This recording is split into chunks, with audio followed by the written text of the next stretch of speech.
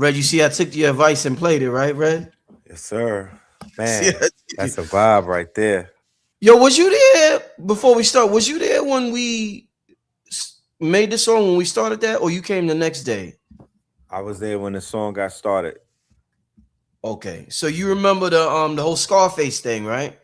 Yeah, the inspirational The from the inspiration, intro, the yes, inspo yeah, from the intro. yeah, the Scarface, yeah, yeah. And Yo, Dot, nothing is more pleasing than making something from nothing and getting inspired musically by something. We was listening to. I was telling our engineer Nick, Cam, and Red and how much I love and appreciate the Scarface soundtrack, and that black people's connection to Scarface is more than just the drugs. It's the music, that soundtrack. That shit resonates with our soul. So Absolutely. we was listening to the intro song, and then like 15 minutes later, we end up making that track right there. You know what I'm saying? I started out with the melody, and I got this thing where after I do a certain amount of work and shit, I gotta take a nap. So I went upstairs, I took a nap, and shit. I remember when I came back down, I don't know if it was the next morning or whatever. Our engineer Nick, he was like, "Yo, Rich, man, I got some drums for the outro," and he played it for me. And I'm like, "No, keep that shit for the whole song." So he ended up putting his drums on there. Then E-Bass came with the guitar. That's Jay-Z. He did bass for Jay-Z. He came with the guitar, the bass guitar, and shit, man, it's a long story, man, but it's nothing more beautiful than music. None more beautiful. You guys do phenomenal work. Shout out Nick, man, who's an amazing engineer, bro. True story. No, indeed. Family, I'm gonna let y'all line up. We about to get things started. Oh man, a great conversation that's definitely well needed in this day and time. I want to give a shout out and I want to welcome back to the platform. Somebody said DMX style, take it to that, Rich. Yeah. Got it. You know, shit. When you download that shit, it takes a lot from your avatar. You know what I'm saying? Shit, you be tired. It does. You know what I'm saying? But I want to welcome back to the platform none other than the OG himself, Black Dot and Red Pillar. Welcome back. Peace. Well, thank you for having us back.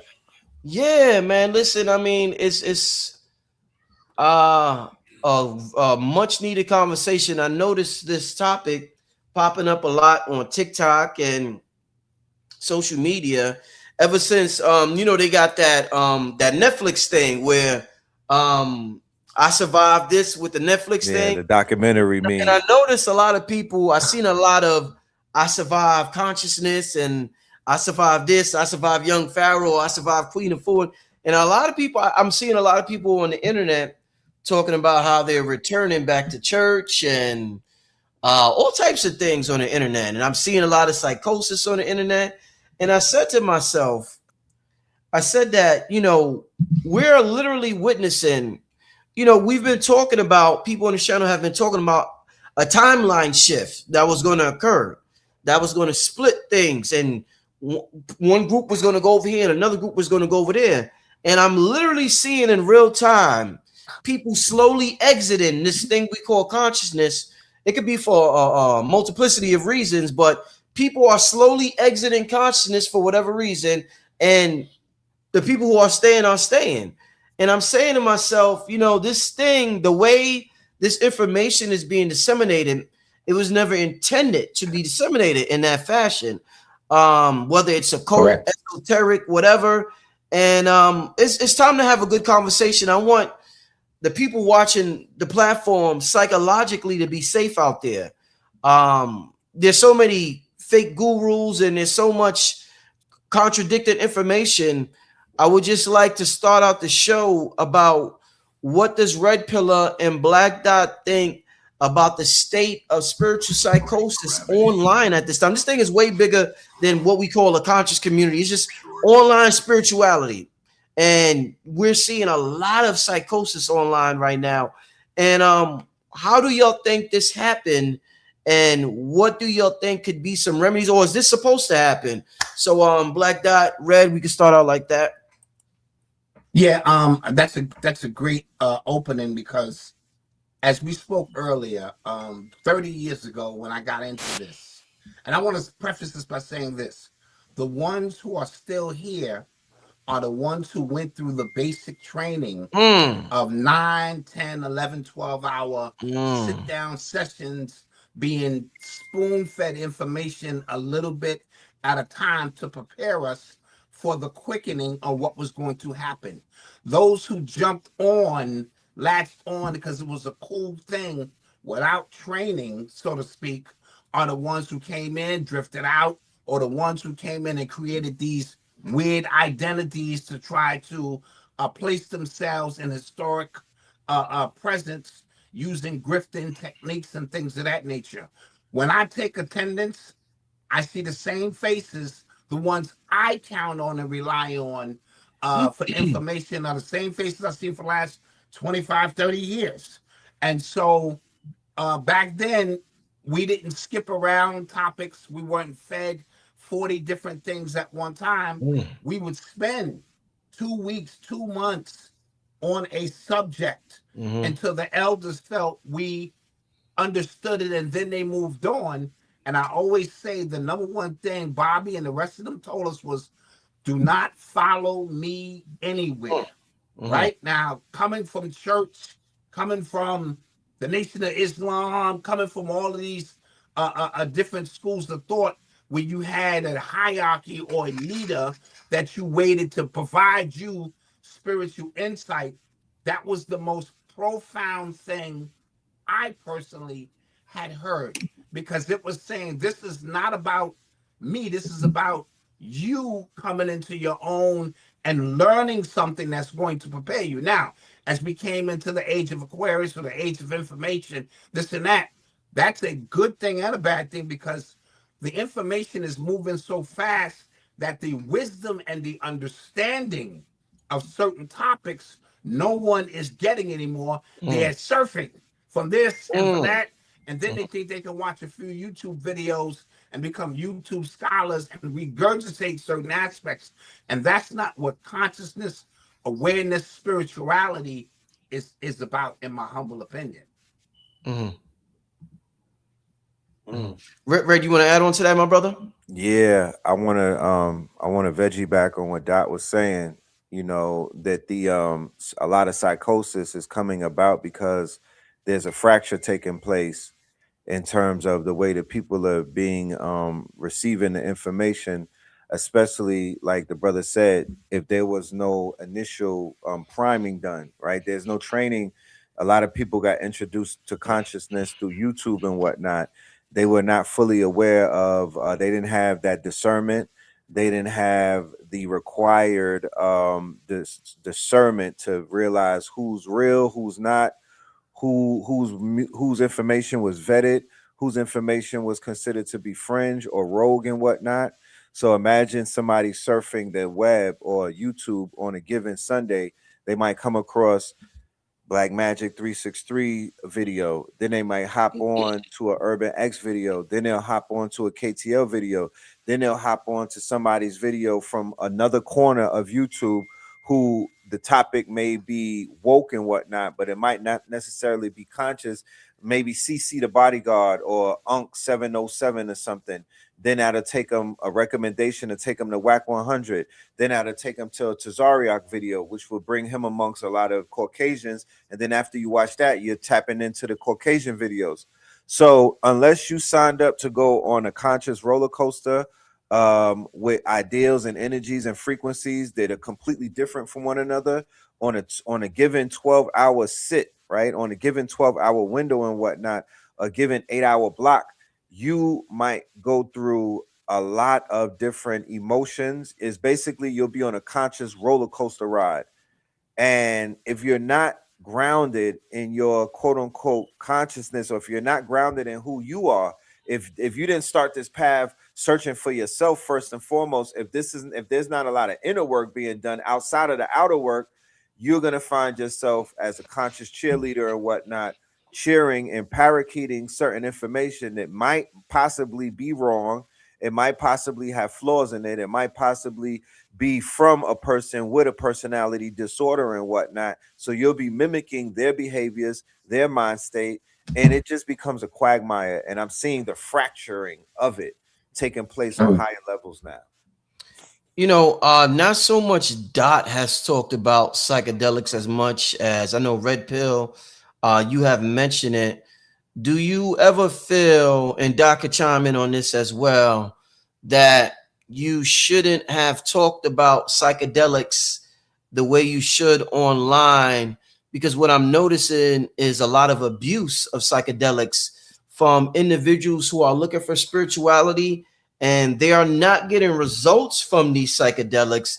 In fact, these psychedelics, it appears, are making these people you know develop psychosis. So the very thing that we were taught, we read these books, Jeremy Narby and all these books online about the benefits of DMT.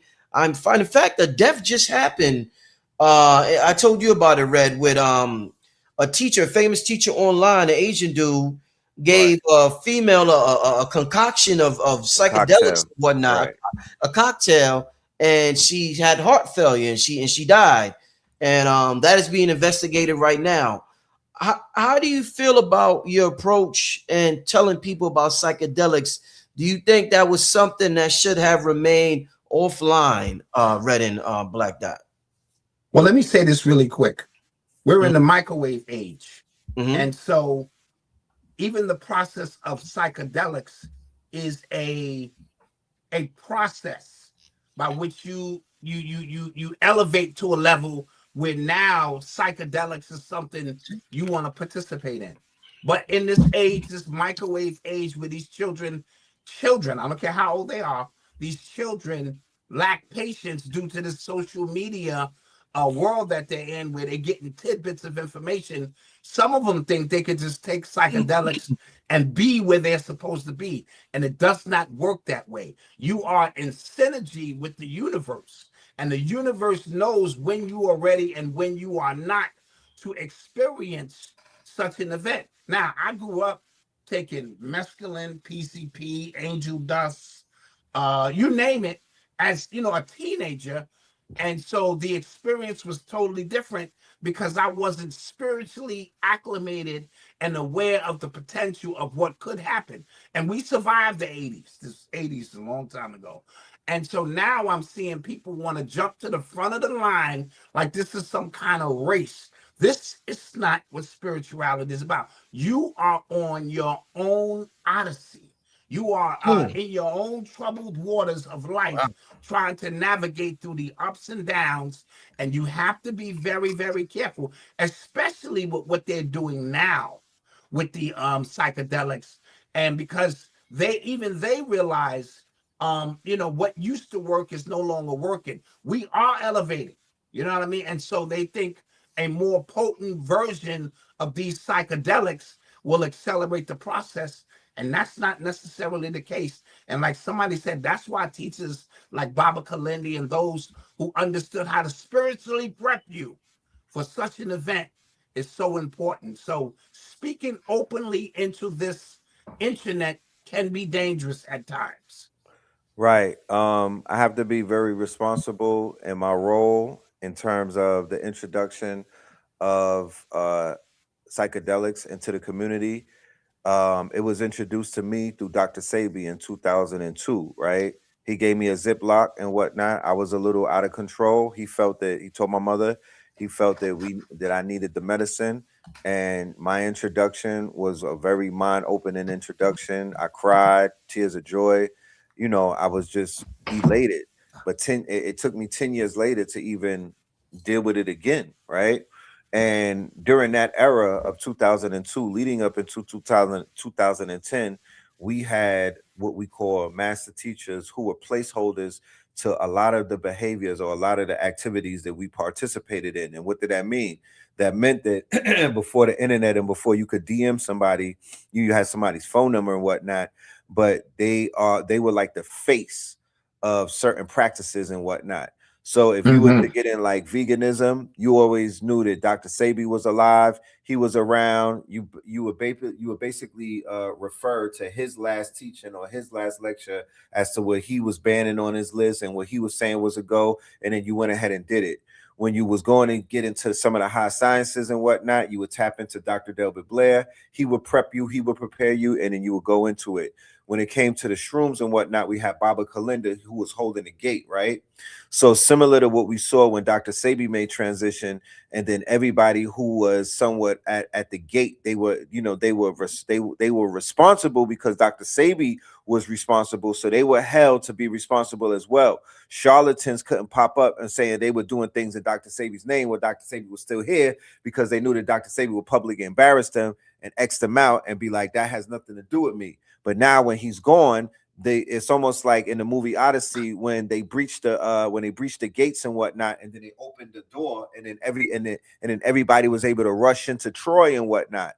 So when these master teachers, when these libraries burn to the ground, when these master teachers make transition and they don't have somebody to carry on and whatnot, it's similar to the gates burning to the ground, and then everybody will rush into their house. They'll rush into their school of knowledge and ransack and whatnot. So now we have all of these charlatans, we have all of these rogue agents, we have everybody who is reading, or they're perpetrating fraud. They're perpetrating a fraud because they'll watch a Dr. Kalindi's lecture and whatnot, and then they'll go ahead and regurgitate that. They'll go ahead and repeat that, or they'll take one line of it and they'll run around like they're the gurus and whatnot.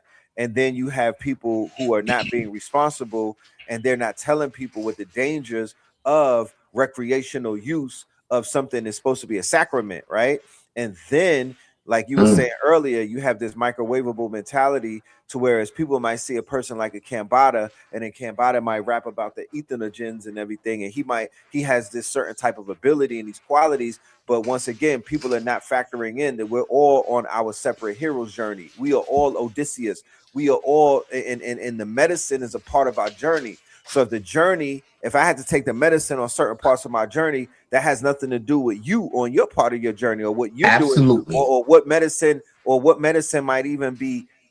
You might be called to Aya, grandma, and somebody might be called to the grandpa. Somebody might be called a bufu. Somebody might be getting called to take the iboga and whatnot. Totally different things for totally different reasons. And another thing is that our bodies, our temple, our vehicle, everybody's not built up to even take a shroom. It's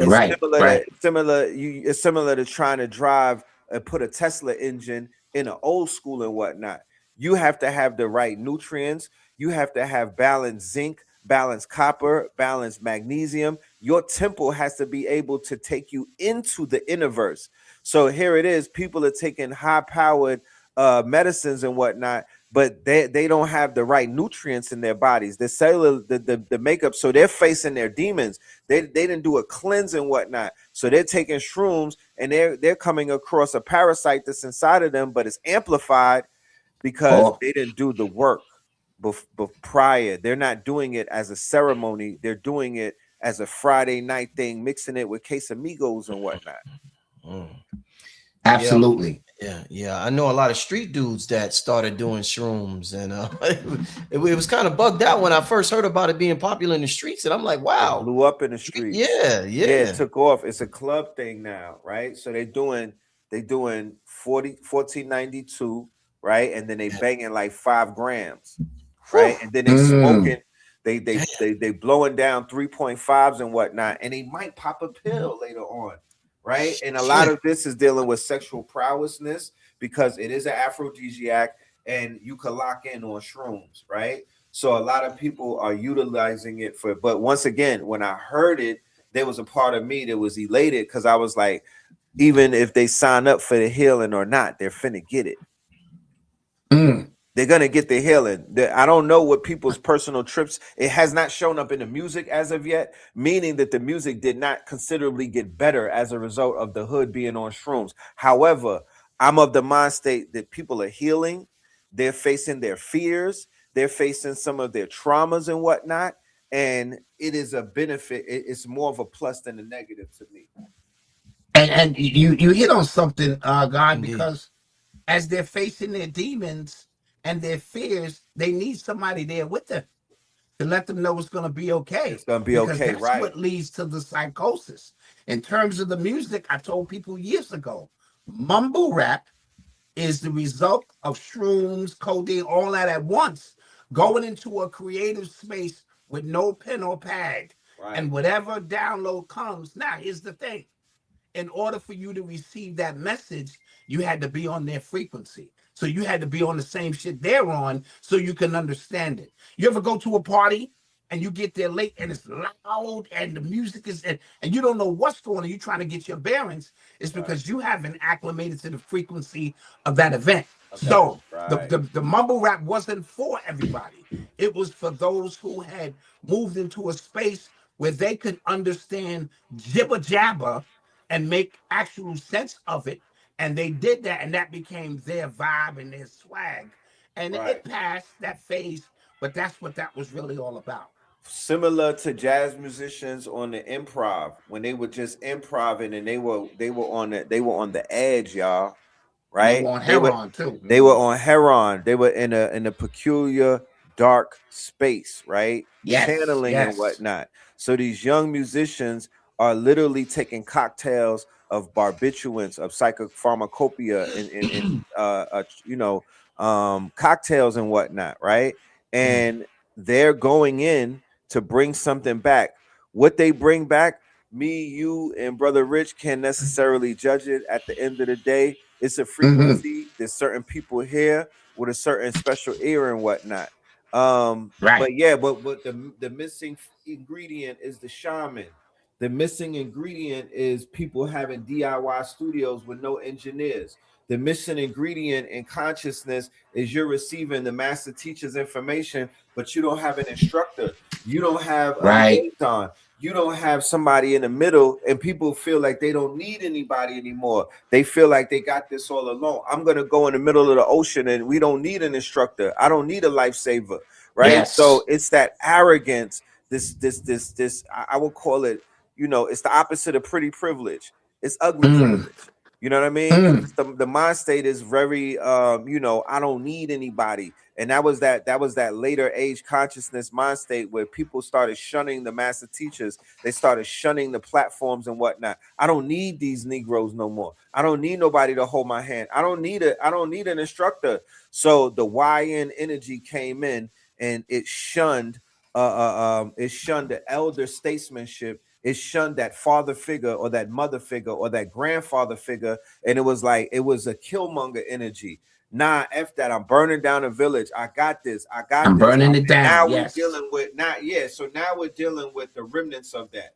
Now we're dealing with the quote unquote the residue of that. Now we're dealing with the outgrowth of that, because it has mutated and it's all over YouTube. It's what they call creator burnout, right? Black fatigue. No, it's not black fatigue.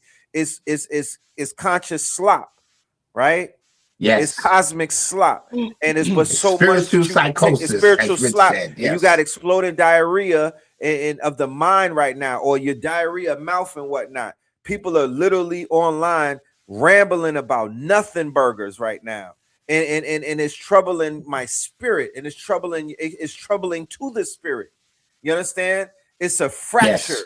And people have to, it's almost like we are forced to watch Faces of Death through consciousness. People are crashing out and burning out, so much so that the corporations are making millions of dollars on it. Hulu got the Nature Boy series, and people have the Rashad Jamal series. They made a cottage industry off of your psychosis. It's nothing cute about it and whatnot. Oh, because the danger of it is now you're being identified and defined through narcissistic personality disorder and in a psychosis. They could Baker's act your ass, because they did not know how to identify people that was dressed like this and look like this. But now households, right? Corporate America have a reference point. Has now painted us with a paintbrush that all the niggas that look like this are psychotic, and we are cult members, and we are primed for the 730 Baker's Act. They could rendition you and put you in a mental hospital, and they could knock you off with a SWAT team, because they've already primed you and they've already prepped you as being violent and you're a useless eater in the eyes of everyday Americans, just like Amen. that. Yeah, it's always Facts. interesting seeing how the people watching the content online, just their perception of the personalities, the content creators, the people speaking, the people lecturing. And this comment was it's pretty interesting. I want to get your thoughts on this because we was talking earlier, me and Dot, about the worship gene, and but Dot just mentioned about Bobby and them saying, "Don't follow me." This comment right here, the individual says 607 has become the new leader of the spiritual community. It's always interesting how, to me, how the perception of who's the new leader or who's in charge or who's there, who's this. So, what do you think about, and I'm sure this is not the only person who may think this. What's your thoughts about people watching social media and they may see lights, camera, action, they may see viewership, fights break out or whatever, and they just anoint somebody the new leader?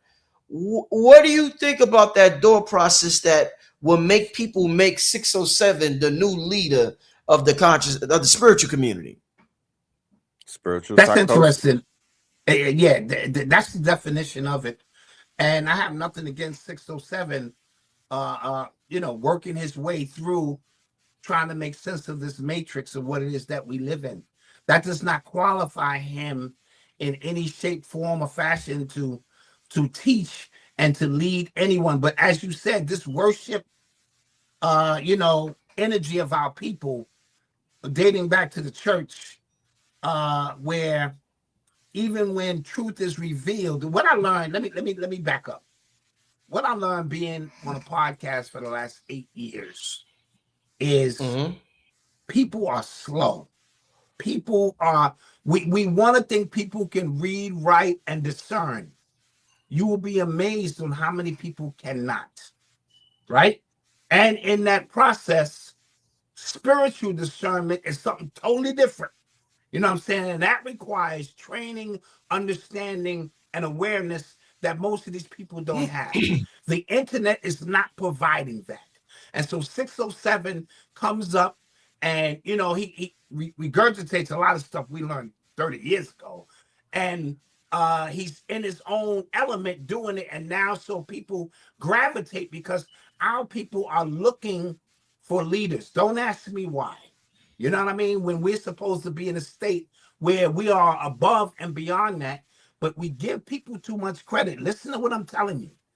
I realize that people, linear minds, think in straight lines, man. These people are literalists. They take everything you say literally. A lot of them are functional social media literate. That's it. They can press a button. They know what app they want to go to. They can't possibly grasp the enormity of what it is that we're talking about. And so CC, the homie, 607, they're coming through, kicking wild stories that we heard as kids. Us, the ones who've been in the community 25, 30 years, when we were kids. These were the stories that were told to us, but now they're reintroducing them in a time when a few people may be able to grasp. And here we are again, anointing someone to lead us because we can't lead ourselves.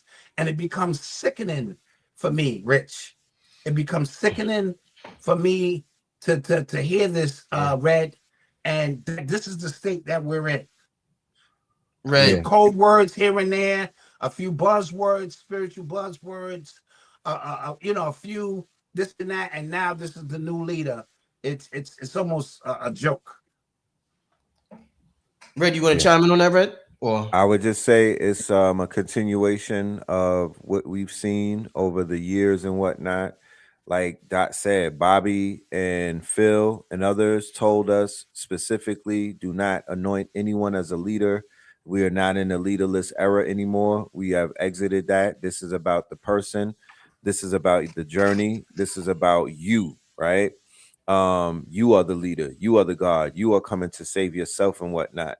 Yeah, parasocialism is real. People live parasocially through They're they What live that mean, man? vicariously. What does that mean? Parasocial. Parasocial is basically somebody could be watching me, you, or Dot on the internet, and they begin to feel like me and them are, you know, best of friends. Like they start to imagine that I'm speaking to them directly and whatnot. Right. Yes. If I say something, they would text me and be like, "Bro, I heard a subliminal in your thing. Were you talking about me?" And I'll say to them, "I was not thinking about you, fam. You live in Ooh, that happens Alaska." a lot. Yeah, that does Ooh, that happen. happens a lot. Oh, Parasocial relationships that's what could that turn means. into Parasocial. stalking. Oh, Yeah, shit. parasocial and whatnot. Ooh, that happens a lot. So there's been this whole parasocial, and I really saw it take place like when the niggas start taking their shirts off in consciousness. No disrespect Yes. to anybody, but when they went shirtless consciousness, and you know they Spread were risen up, the women, yeah, all of that started becoming very parasocial. Like, oh, that's my husband. He's talking to me. I'm gonna get a face tat like him. You know what I mean? I'm gonna get tatted up. Oh my goodness, he's gonna save us. You know, and then there was all of these, you know, the world is gonna end. We're gonna help, the rapture is coming. Like all of that is dealing with parasocialism. It's a sort of spell casting in a sense, right? So you do have some of these borderline cult-like personalities who have disassociated personality disorders. They have you know, they have all of the qualifications to where they could be diagnosed with the mental illness, right? And they For are in sure. front of the microphone, they're online, they're blowing up, they're paying for bots and whatnot. They're being watched by people who are also similar to them. Let's keep that in mind. You know what I mean? Mhm. And when the younger generation started running in and speaking, you know, very haphazardly, where they couldn't prove anything that they were saying, and we went from research into a download, meaning that I could say anything to the world unless I just have to say it was a download. Yo, fam, I got this download the other day, and it said this and it said that. I was sun gazing, and this came to me. Yo, I was picking the greens out of my backyard, and you know, Oya popped up in the onion, and she said, you know, shit like that. And then nothing was checked, nothing was scrutinized. You know, one of the things that the debate era brought to us, right? It was a 50-50 type of thing. But the debate era, or the debate era, what we would call the debate scene and whatnot, it further pushed us into the cult of personality worship, because you would see one man a lot of power over religions, over organizations that have been around for hundreds of years. You know, all that power, or one man should not have all that power. But it also brought us a level of fact checking, right? So the assumption was, if this person survived the debate and they walked away unscathed without being exposed and dragged through the mud, then whatever they were saying that did not get exposed vicariously was okay with the people and whatnot, right? So because we didn't have any fact checking back in those days, and because it was almost like battle rap in a sense, you know, that opened up this whole thing where people could say anything. And here we are, you know, here we are. It's sensationalism on crack, on fentanyl. You know what I mean? I love the term. Yes. on fetty. You know what I mean? And situation, we don't have time to sit around and do fact checks. We don't have time to scrutinize what somebody said it's a download. I would never get in front of somebody and deny them the fact of what it is that their mind told them it's the truth. I can never get in front of that. I will never waste my time or my energy trying to debate anybody based off of what their psychosis is. That's not my job. My job is to show and prove things in real time and whatnot, and to demonstrate that it's applicable, kinetic knowledge and whatnot. That's where I'm on. So I want to clear up. Somebody said Radiohead Rich said he got cigars that are Wakanda technology, so that's okay. I guess what the H man. Just to clarify that, I referred to Mr. G's drink as Wakanda technology. So I really don't like when people just blatantly lie online. I compared my cigars were made in ancient Mayan territory, so I compared it to the Mayans. But if you're gonna say something like that, at least get it right. Mr. G's drink comes from Honduras, and I compared it to Wakanda because of the color and because of the amount of herbs that are fused in it, and because it puts your mind in a flow state, and it is extremely, extremely effective. So be careful when you just go say things, and that's how fast misinformation can be put online. And Rich, this is what I mean by spiritual It's discernment. yeah. You know what I'm saying? Linear minds thinking straight lines, and he figuratively thought you meant Wakanda when you're talking about a spiritual Yeah. essence, Yeah. which is reminiscence of Yeah. something so Yeah. powerful. This Yeah. is what This I mean. I had to learn that. real time example of what thanks for saying that, Dot. This is a real time example of what Dot is talking about. Number one, he got it wrong, and number two, he didn't understand the essence of what I was portraying when I talked about the Gifiti, the Nuwani Gifiti. So a real time example of what Dot was talking about earlier. That's excellent, Dot. Thanks for thanks for bringing that up, Dot. I want to yeah, great example at the top. Yeah. I want to, yes, comprehension is so important. Yes, and it's hard. We're realizing that it's not on social media. Comprehension is not, so but I want to talk to because I know Dot don't have that much time left here because he's getting ready to go on this show. One of the most complex topics, even dangerous topics to engage in, the advanced shit. We've seen a lot of people get washed up spiritually, and I'm not saying that in in a way to poke fun at anybody, but the occult realm, you have to be very careful with the occult realm because you're invited. Even with this channel, I'm inviting so many different spirits and on my channel. Right. I have to be extremely grounded to do what I do. I've been doing this for 20 years, and I'm on a hot. Yes. I'm at the top. I'm at the top. There's a reason for that. I have so much foundation at home, and I'm grounded, and I'm not. So you know what I'm saying. So I understand the process because I came from the Black Dot, Bobby. I came from that era, but the occult realm and the information that's online. What advice would you have somebody out there, Dot in red, who says, I want to be a witch, I want to be a wizard, I want to be a warlock, I'm God, I'm the divine feminine, I'm a god, I'm a goddess, and they feel like they have this immense power and they're getting involved with all this magic and voodoo and wizardry and all of this, and a lot of people are leaving it effed up. What advice would you have people going into that direction, going into that realm, looking to do what we call magic and things of that nature that Bobby so infamously talked about? Well, you have to be prepared for that, and because you are magic, you are the magic. All of the things you do externally are just different sigils that your mind can recognize so that you can pull off the magic, because it's all happening in your mental space, whether you know it or not.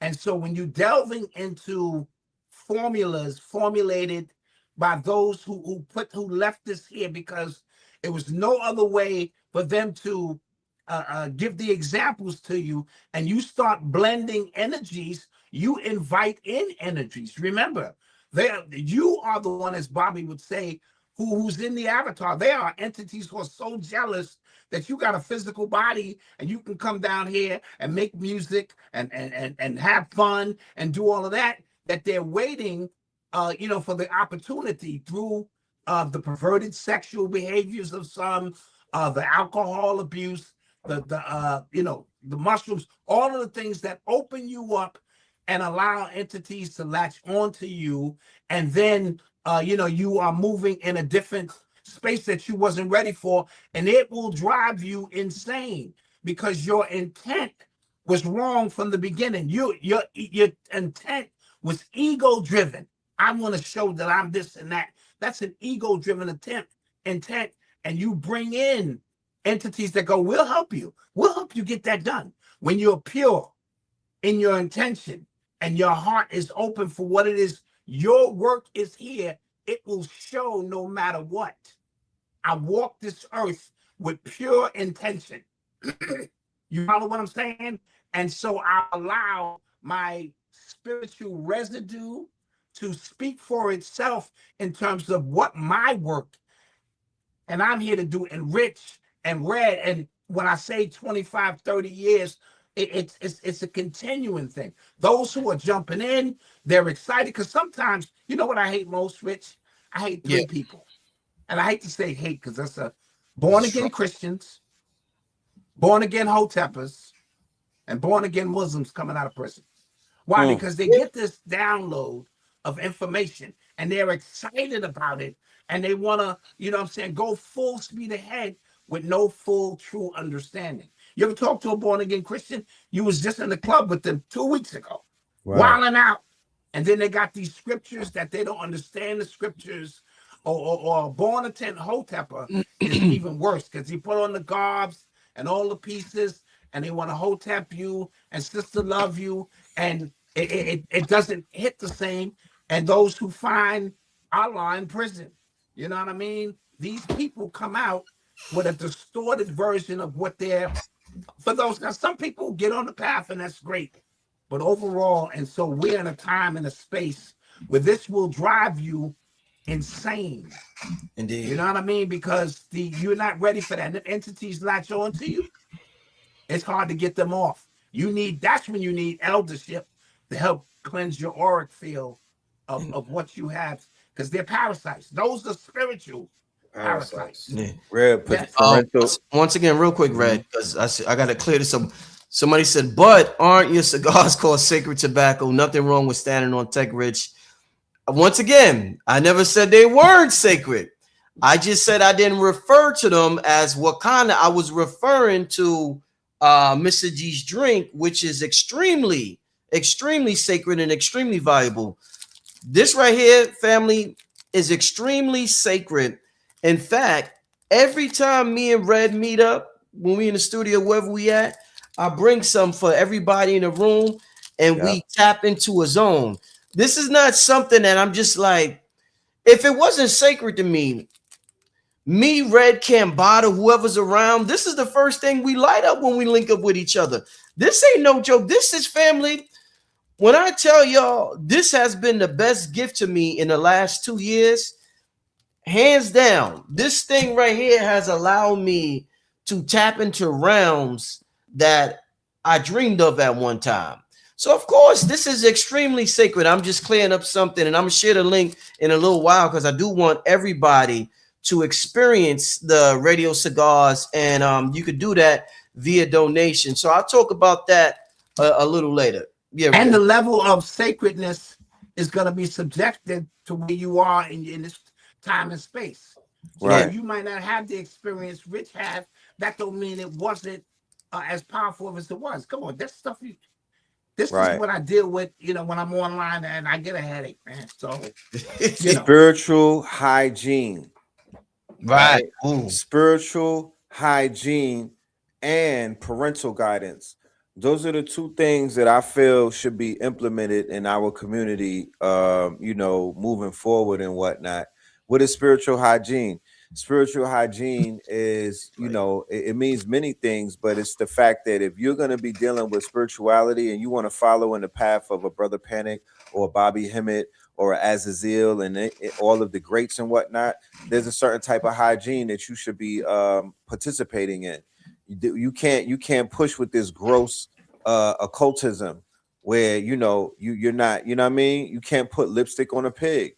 You know what I'm saying? People are literally coming up in this bitch and they like, yo, I could do anything. I could engage in any type of behaviors. I could indulge in any type of proclivities and whatnot. And I'm good and whatnot. And I'm here to let you know, no, you might be tapping into Typhonian energy. You might be tapping into some Crowley-like energy. You might be tapping into, because if you outside playing with some type of alternative frequencies and whatnot, if you're doing AC, you're not tapping into the AC/DC frequency. That's off. Yes. I don't give a fuck what your justifications may be on that side. That is off. That's not what none of the master teachers, nobody who was in alignment was talking like that, and they wasn't pushing that narrative. If we look at the audience of a lecture today compared to the audience of a lecture in 2012, when you look at one of those old National Black Theater, let alone a lecture from the LIU era, the audience has changed. The teachers somewhat, but definitely the audience has changed and whatnot, dramatically and whatnot. So we also have to factor that in. That's a good thing. And you know what I mean? It's a good thing because we wanted this to expand.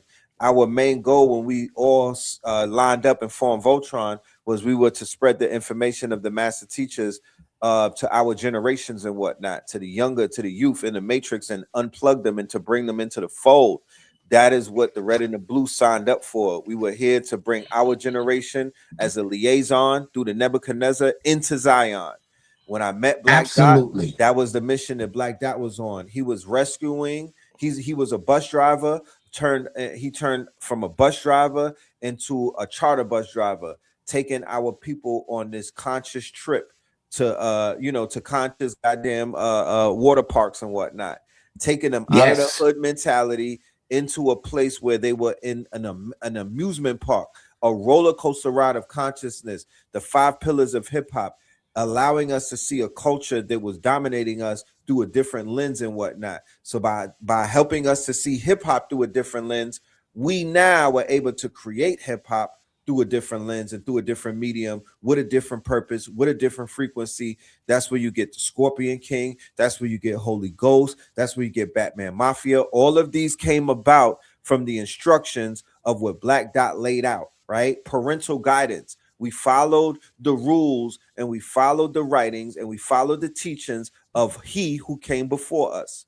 And we honored his teachings and we honored his writings with our output, with our creations, with our quote unquote, and our creations are feeding the next generation who's like, yo, I'm gonna honor the structure of a Scorpion King album. I'm gonna honor, the production of the Holy Ghost, what Brother Rich laid out through Black Magic, the rhyme sequences that Kambada brought. All of these things are meant to incite and to enthusiastically inspire those who come before us and those who come after us.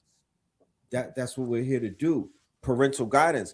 I always preface the master teachers. I was just watching Phil the other day on your channel. Like, I'm always going to go back to those who precede us and whatnot before I even make moves. So if you're going to get into the occultism, if you're going to go on the dark side and whatnot, if you're going to tap into the left-hand path, you should be responsible with spiritual hygiene. Make sure that you clean your body up, right? Make sure that you clean your mind up and whatnot, because you don't want to get these powers and then you turn into a Dr. Doom versus a Dr. Strange and whatnot, because you didn't clean up the trauma that your ass was going through, the baby mama drama.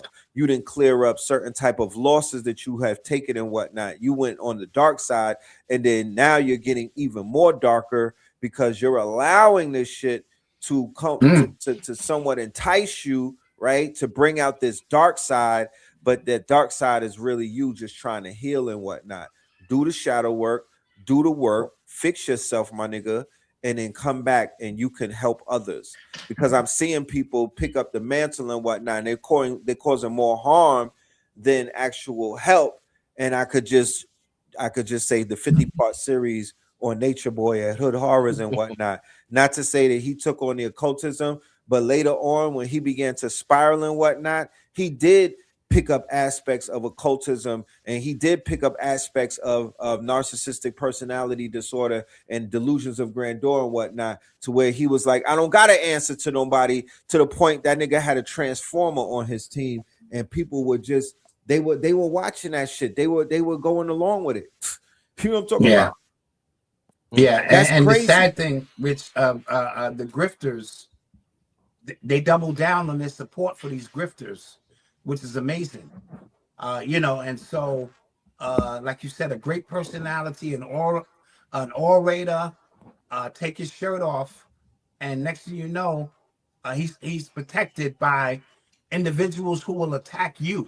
Right. You know what I mean? With everything they have. Everything. Right. Everything to prove their leader or whoever it is who they supposed to be. Because parasocially, that's their husband.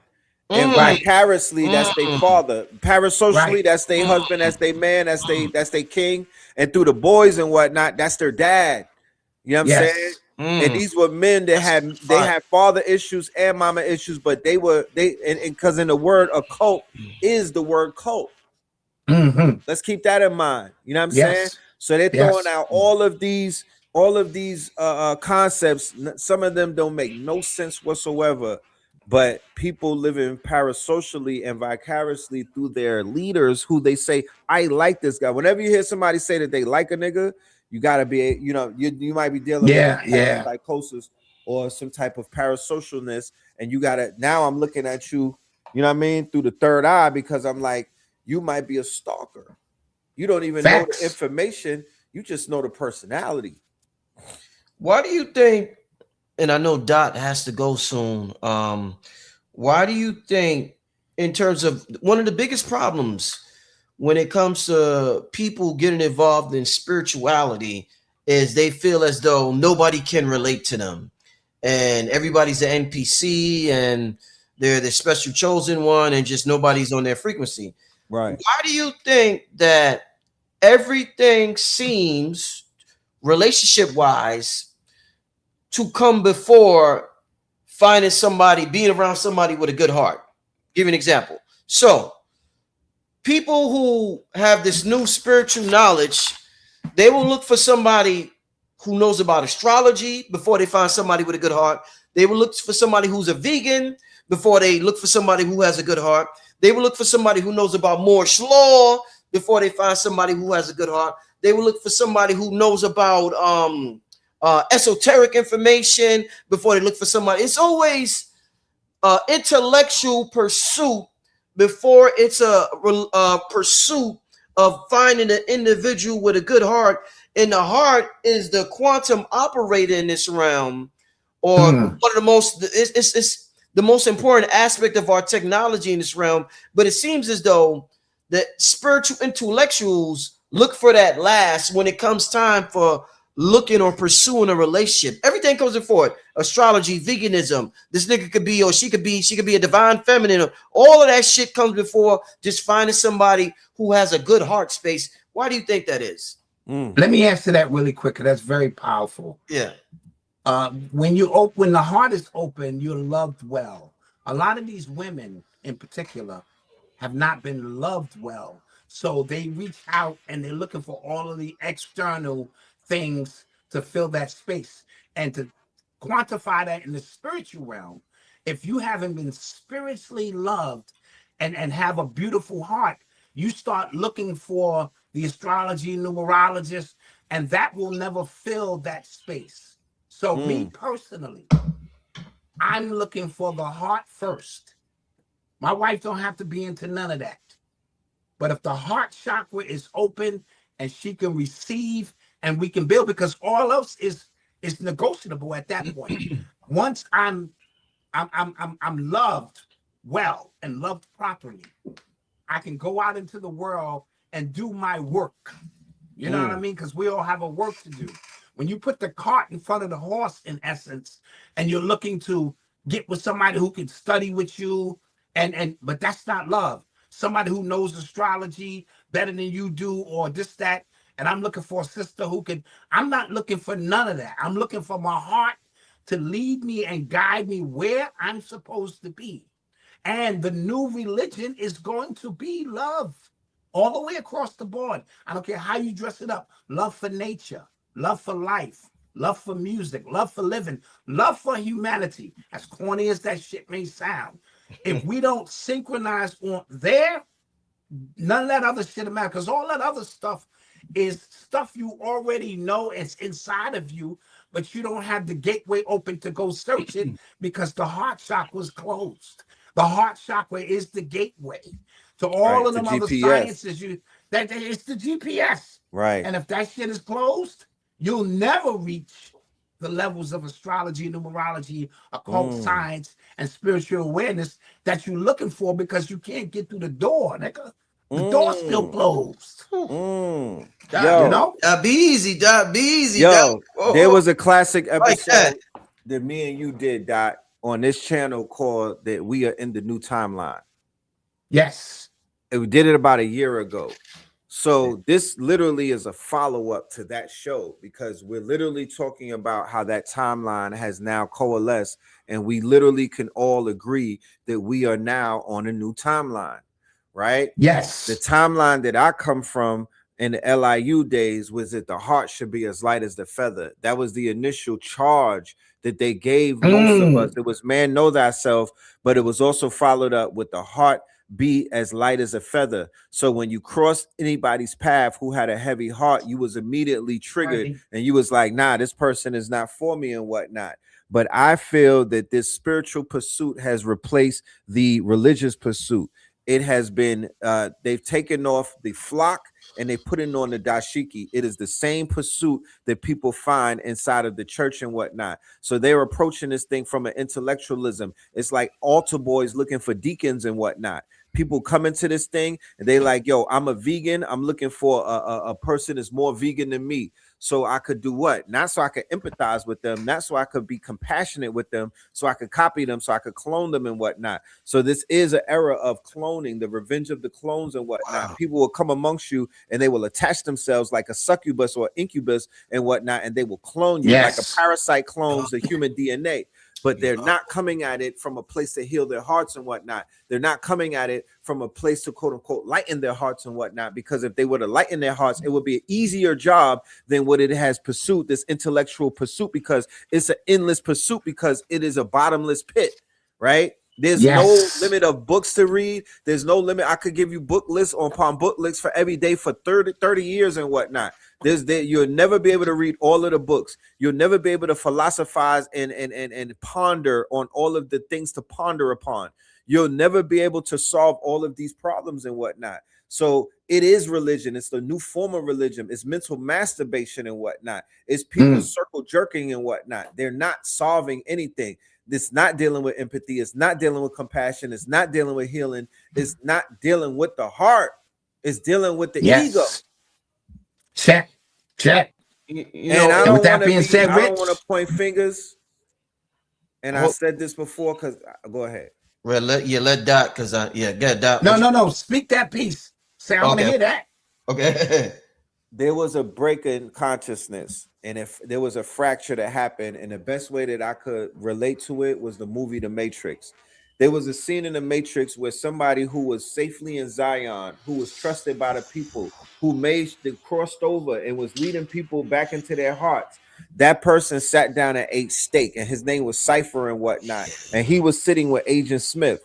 So the day that the person that had a lot of momentum in this community decided that they wanted to sell this community out to be back in the Matrix was the day that this whole shit fell apart. And that brother is polite. And I don't mean to kick nobody when they're down and whatnot, but he was the cipher who traded all of this shit that the master teachers and the ancestors built up to be a part of the Matrix. And after he did that, this whole shit started to fall apart.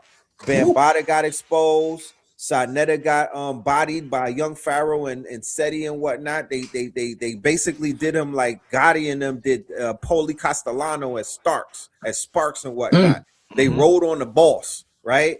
All of this shit started to fall apart. This is a sacred space. And if it's treated sacred, if it's not done sacred, if all of the ceremonies and the acts are not done in sacredness, if the teachers are not being brought to the stage in sacredness, if they're not being saged down spiritually, if they're not being quote unquote honored by the elders and whatnot, if none of that is taking place, then you will see the psychosis. So the spiritual psychosis is a residue and a remnant of this shit falling apart. I got 5 minutes, Rich. Wifey just told me I got 5 minutes. Okay, good, great. I got one more question. Let me just say, that was a phenomenal hour, gentlemen.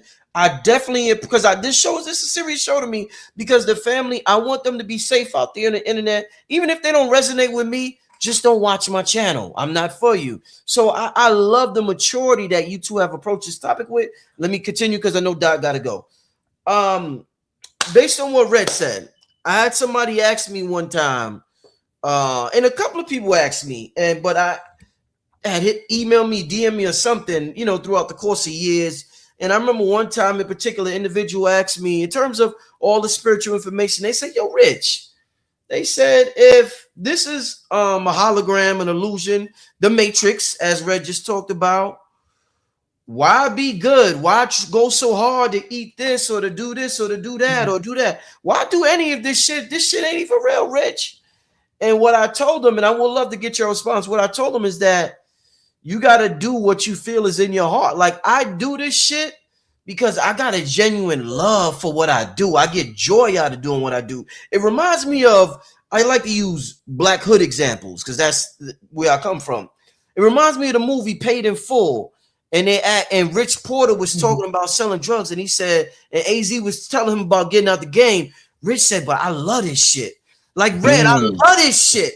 I couldn't be in this long. Y'all see people last 2, 3, 5, 10 years tops, Right. and not 80% of the people is out of here in 10 years. Out of here. I'm talking about 20 years. I'm still on top of this shit. I love this shit. Even if I complain about life, I love the journey.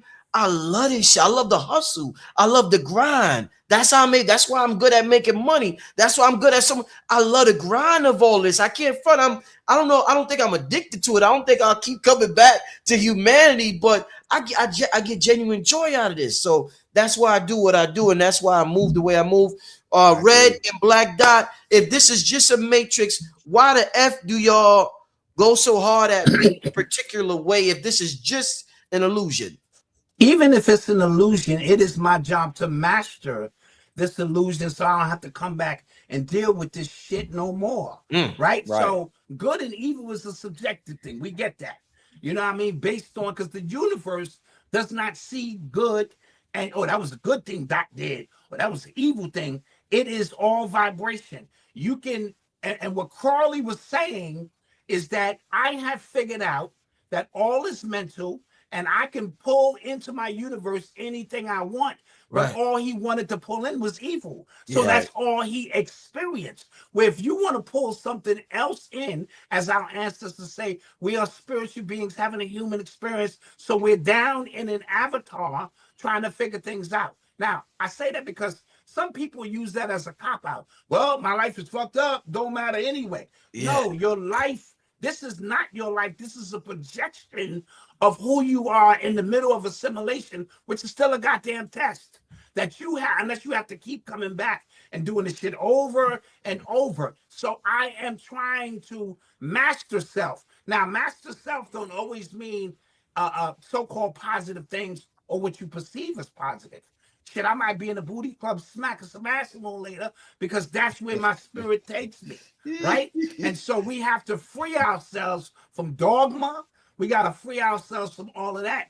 But while we are here, what experience do you want? If you want to be a bum on the corner, then that's your experience. Accept that. Do not look at me like I'm running in place because I'm in the pursuit of higher frequencies. Side note, my show has been canceled, so I'm going nowhere.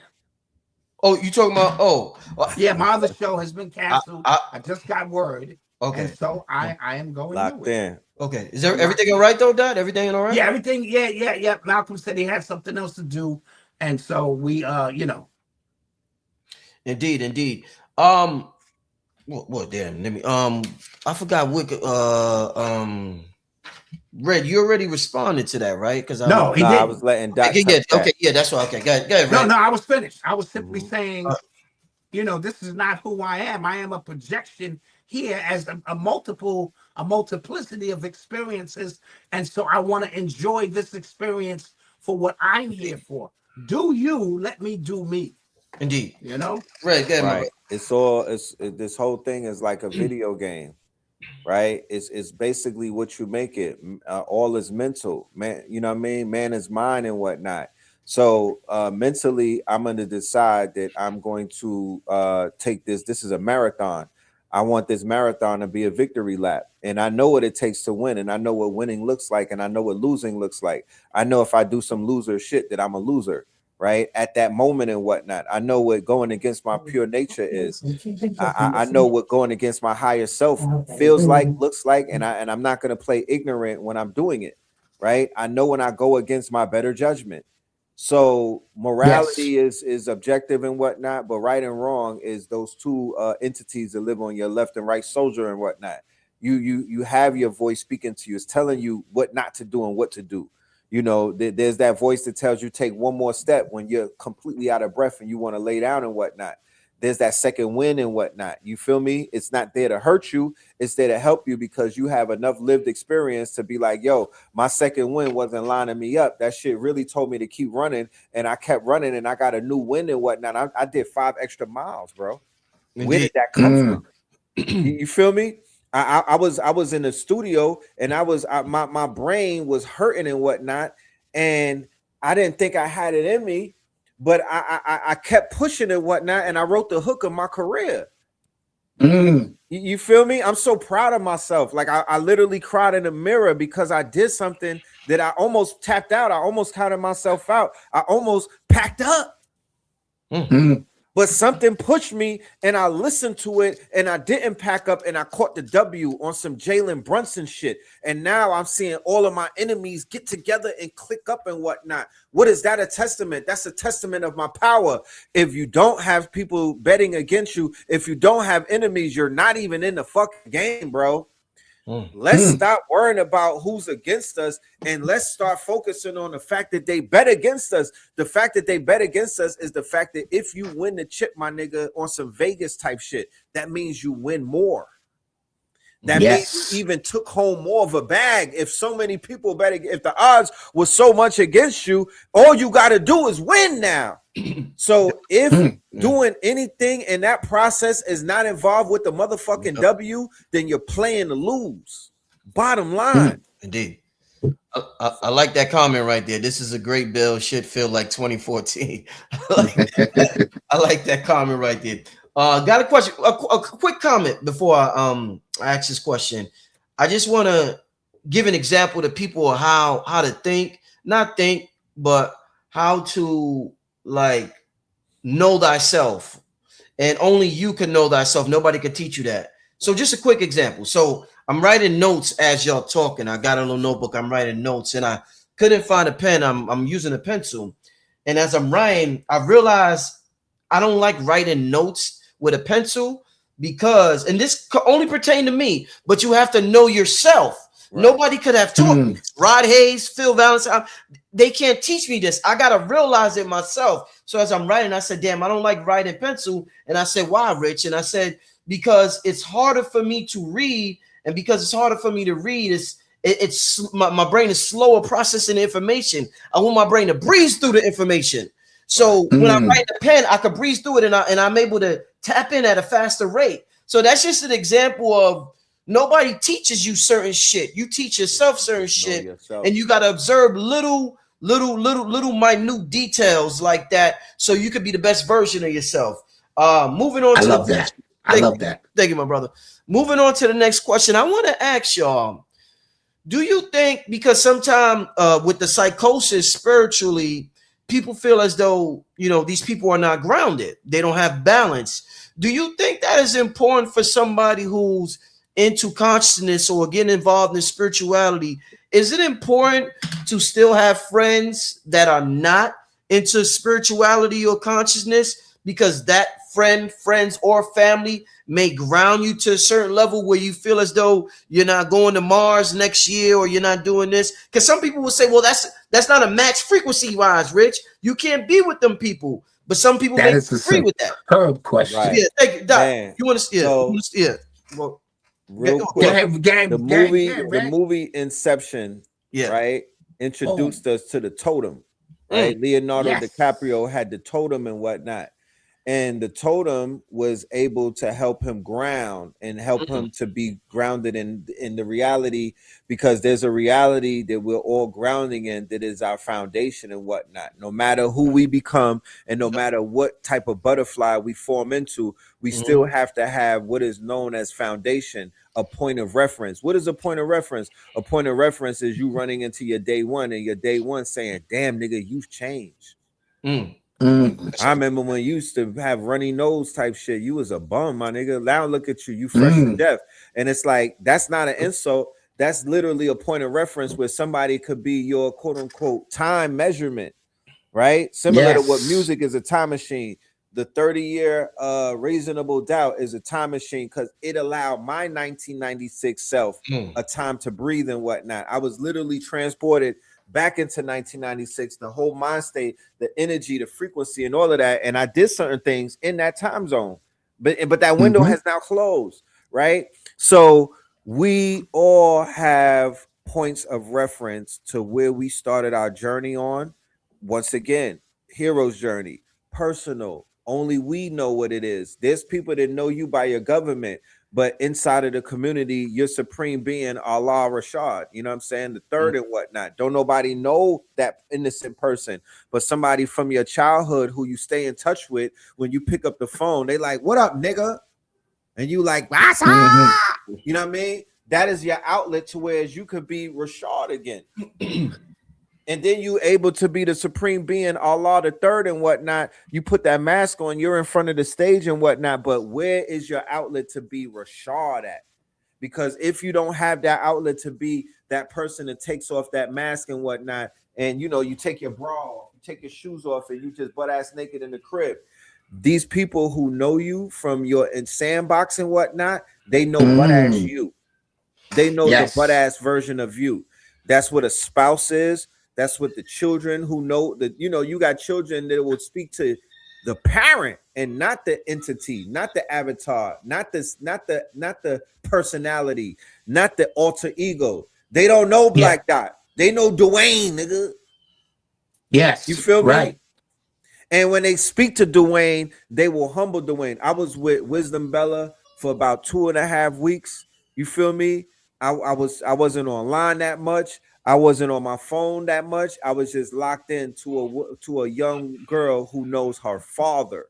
She don't really know red pill. She was sitting back and she don't care about none of that shit either. Huh? Don't care about none of that shit.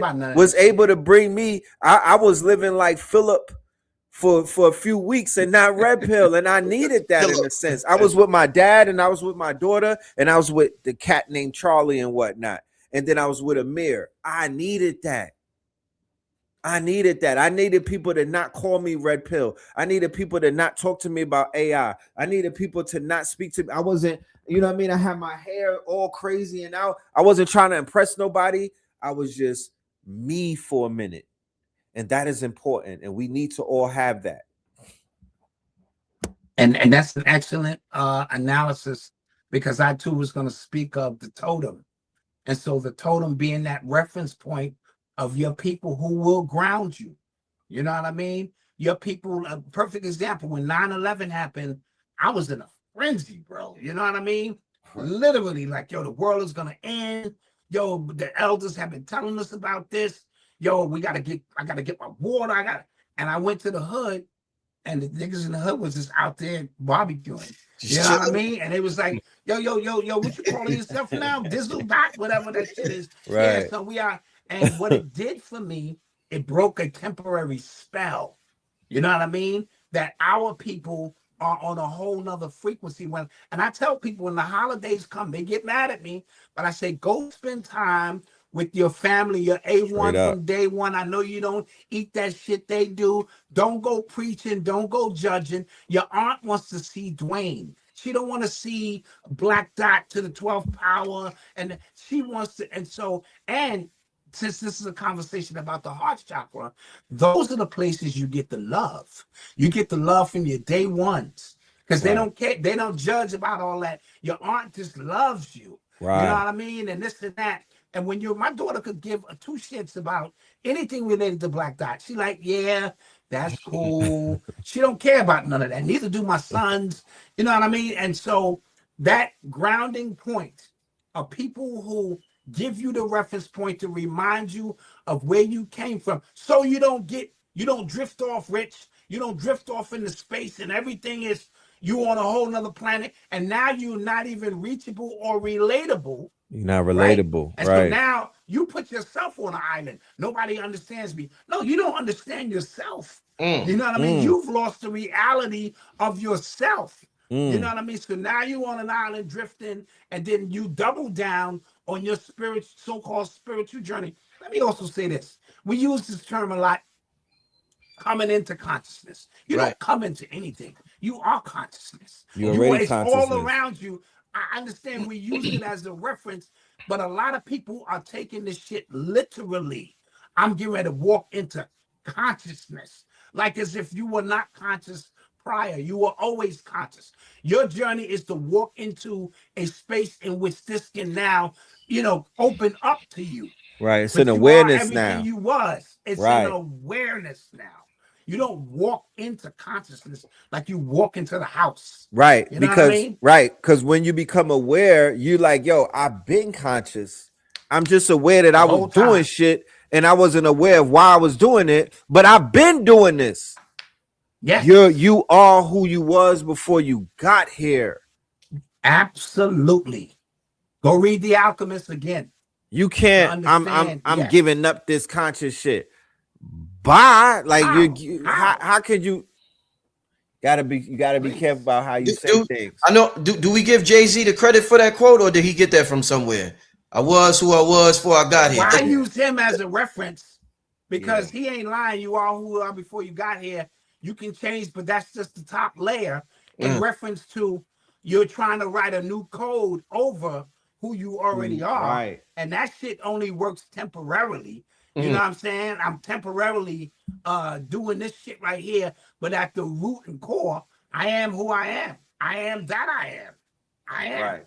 So that goes into birth charts. That goes into your molecular, you got to get your genome readout and everything. That goes into your DNA. What's your background? That goes into your placements on a chart. You got you have a GPS already. You have a map. You're already mapped out. You literally have a system. Man, know thyself. Do everything in your powers to figure out all aspects of self. There's 99 attributes to God and whatnot, to Allah. You were on a mission to discover all of them, primarily through experience. If you really want to keep it a buck, I was sharing with you about it the other day. Like, I could tell the nuances of a person who is just experiencing shit or who's just reading from a book. Case in point, me, you, and Doc could sit down with a person who climbed Stone Mountain, and then we could sit down and listen to a person who read about Stone Mountain. There was people who were opposed to us going on Stone Mountain. They was making videos saying that we was in a cult. But in the first 3 minutes, I know that they never climbed Stone Mountain. They were only going on for the Stone Mountain from the internet. Then there was videos of people who went on Stone Mountain, and from the first 3 minutes, I could tell, my nigga, they climbed Stone Mountain. So that goes right back into even consciousness. There's people that haven't spent the day inside of their consciousness to even know what the fuck a conscious community is. There's people that never sat in a conscious community setting. They just been on YouTube talking about conscious community. That's not the conscious community. That is not consciousness, right? So there's people who are speaking about things from a third eye perspective, from a parasocial, from a vicariousness, from a third person view, but then there's people talking about lived experiences. I'm into the lived experience aspect. That's what we represent, the authenticity of lived experiences. And if I didn't live it, I will speak on it from a perspective where I did not live this shit. I don't know of it, but I know about it. Right?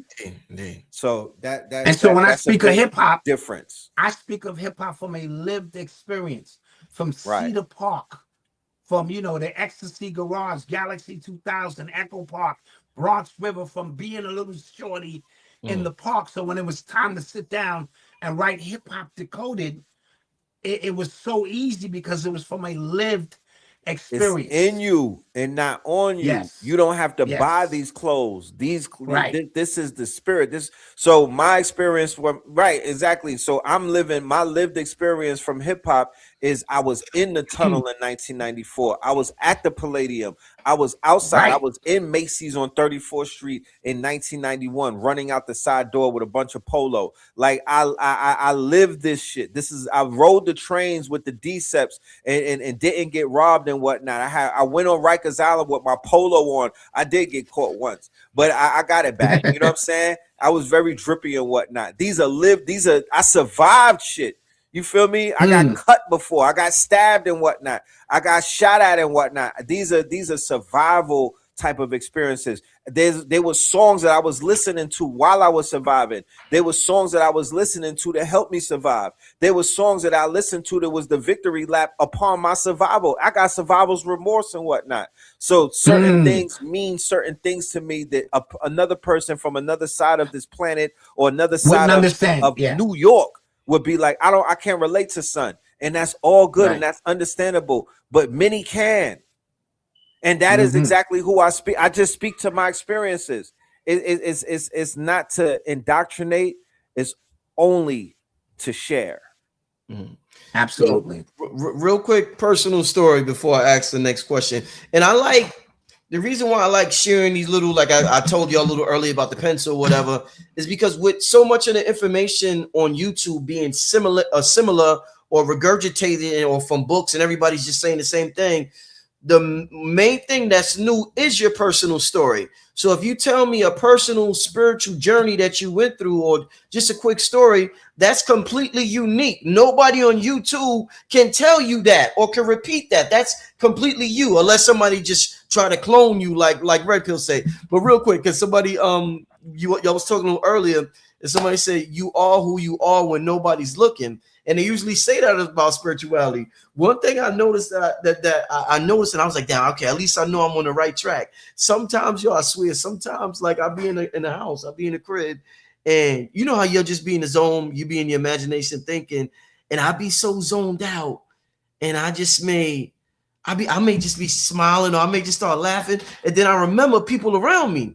So I say, oh shit, let me not smile so much because they gonna think I'm bugging out. So and I think myself, well, at least I'm on the right track. If I am who I am when nobody's looking, goddamn, I'm enjoying myself. I'm not sitting here saying, oh, I'm poor, I'm raggedy. Nah, nigga, I'm popping. Yo, when nobody's looking, nigga, I'll be having a good time. I have such a good time that I gotta tone it down. So a motherfucker think I'm not bugging out. I have to tone it down sometime, bro. So that's how I know. That's how I know. Like I'll be like, all right, I'm on the right track. If I gotta tone it down, that means I'm having a real good time in my mind. That was a quick story. I'm gonna tell a couple of those, but because the opposite of that is horrific. Yeah. Yes. That's why I said that. Saying? Yes. That's why I said that because the opposite. Yes. Opposite of that is scary, bro. Yep. That's why. Thank you. Yeah. Yep. Spiritual warfare, psychosis, and things of that nature. People in the box going through it and whatnot. I witnessed all of that. It's not a good look. You know, it is not a good look. It gets scary and whatnot. Yeah. I wanna let me ask this, Red. Let me ask this. What is it called? I'm not a big gym guy like that. I work out, but I don't hit the weights. What you know how when you hit the weights and they be like, in order to get the muscle, you need the training. No, not. What is it called? You need resistance. That's what it is. Resistance. All right. The resistance is what creates the muscle, right? Yes. All right. So, and this question is obviously is directed, well, not strictly for men, but I want the men to learn from this answer that these gentlemen I'm about to give. If we go to the gym, fellas, and we need the resistance to get the muscle that we're looking for, if we don't get the resistance, we're not going to get the muscle. My question for Dot and my question for Red Pill is one of the things that conscious men do is when they reach a certain level of spirituality is they don't want, and they're looking for a woman, they don't want women that give them any resistance. They usually find a woman who agrees with the majority of what they say. My question to y'all is it important to find a woman and when you reach a certain level of spirituality or you're trying to reach a certain level that's giving you some form of resistance, and we may take it as something negative, but this is the woman that's going to help you reach that ultimate godhood. Is that important? And when it comes to finding a woman, just like it's important in the gym, gentlemen. Damn, you well, let me he asked us some amazing goddamn questions. Thank you. Resistance is relevant to the individual. So if you're looking to have your ego stroked, right, as a lot of men are, they find these timid women who just go along with them, and then they realize she's not being timid. She has mastered you because she's intelligent. Women are intelligent, quantum intelligent, and they have mastered you to the point where they allow you to think that you are in control when they are really in control, because all they need to do is act like they are in agreement with you, but the resistance you're talking about, in my humble opinion, is honesty, right? And so for me, my resistance is my wife saying, nigga, please, right? And so you need to tighten this up. I'm cool with all that space moon shit you talking, but in reality, this is who you are. Can you accept it? I am the greatest witness of your life, Black Dot. I've been with my wife 30 years, right? And so she is the greatest eyewitness of my greatness, my fallacy, my shortcomings. And that's what love is. Love in a relationship is being able to be humbled as a man to where you can show all sides of you and have a woman who's strong enough to pump you up when you need it, but give you the resistance when you need it, right? And so my wife is the best at providing the resistance, because I'll go off on a dream tangent and be in my head doing amazing shit, and she'll be like, yeah, no, that's not happening. And she'll tell me, no, you're not gonna overtalk me. You know what I mean? And this and that. And we built that. So some dudes is looking for just the wisdoms to stay in their so-called place. I want to be challenged. You know what I'm saying? Because all men are great in their minds. But in reality, we all have shortcomings. The greatest women are the ones who can protect your shortcomings from the world. Because people think, I know you don't think Dr. King or Malcolm were perfect men in any way, you know what I'm saying? But they had women around them who was able to protect their shortcomings. So in my humble opinion, that resistance has to come from somebody who's not afraid of you and to be honest with you. Because I'm honest. Tell me the truth. Don't tell me what you think I want to hear. Tell me the truth if you love me. And because that honesty is qualified by love, Rich. If I know you love me, in Red Pill, I love you like there's no end of the world. And if you're doing something out of pocket, I'm gonna tell you out of love. It ain't no ego involvement, nigga. You out of pocket with that. Right. What are you talking about? And because you have to act one time, and this is a short story. Malcolm, he didn't tell me he was drinking milk. First of all, he's lactose intolerant. His breath would light up a fucking room. Oh man. No matter, he can light up outside. Now you know your breath got to be fucking on fire. And I said to him, if I'm talking about it, your friends are talking about you behind your back. They have to be, because your breath is so atrocious. Oh God. And then I looked him in his face and said, I'm your dad. Do you think I'm telling you this because I want to hurt you or because I love you? And when he looked at it like that, he said, Dad, you love me. So I said, now take that information and go with it. Come to find out, it wasn't a big issue. The nigga was just drinking milk, telling me he wasn't. You know what I mean? I'm like, nigga, that's milk. The minute he stopped the milk, he was back in alignment. And so I'm in line with that. So the resistance that you speak of that faces us in the gym, right? What certain men are looking for in a relationship is what Black Dot pointed out. We're not looking necessarily for the resistance, because the resistance is life. We wake up every day to resistance, right? We're looking for a spotter, okay? A partner in the gym that's going to help us push these weights and will not let it crush us, right? We're looking for a spotter. We're looking for somebody who can stand with us, stand over us, and stand by us while we push these weights. And while we deal with this resistance and whatnot, the resistance will get us stronger. The resistance will help us with our inner strength and whatnot. The resistance will build us up with muscle memory and whatnot. But if we have a faulty partner who is not a good spotter, that weight can crush us underneath the pressure and whatnot, because we will trust that person to protect us, take on more weight than we naturally could necessarily push and whatnot. And then right there in mid push, our spotter can walk away from us and we'll be ashed out, because that weight needs to be, and it needs to settle somewhere. It will wind up settling either on your chest or your neck, right? So I welcome a challenge in all aspects of life. I welcome someone challenging me. I'm welcoming life challenging me. But what I do need to know is that I don't have anyone around me that will sabotage me while I'm facing my challenge. If I find any signs of saboteurs or any signs of sabotage amongst my spotters and whatnot, I will get It's a rid of wrap. you on a whim. It's a wrap. I can't work out with you in the same room anymore. Right. But if you can help me with that weight, if you can help me with that quote unquote, if you can help push that weight, if you can help me with my weight training, then you found a partner in me. Indeed. Absolutely. I want to get, before we get out of here, we got about 20 to 25 more minutes left. I don't want to keep them on past 2 hours. I appreciate Dot and Red for coming on. I want to get to some questions from the family. So load up the chat with some great questions. This has been a phenomenal show, y'all. I mean, phenomenal. This is a great show for anybody. If you know anybody just getting into the information, this is a great show for them to watch, to prepare them for the journey. But yeah, let me get some questions in the chat for anybody who got any questions for Red and Dot. I see somebody earlier said I need the cigar, or drop the link for the cigars. I'm about to drop the link.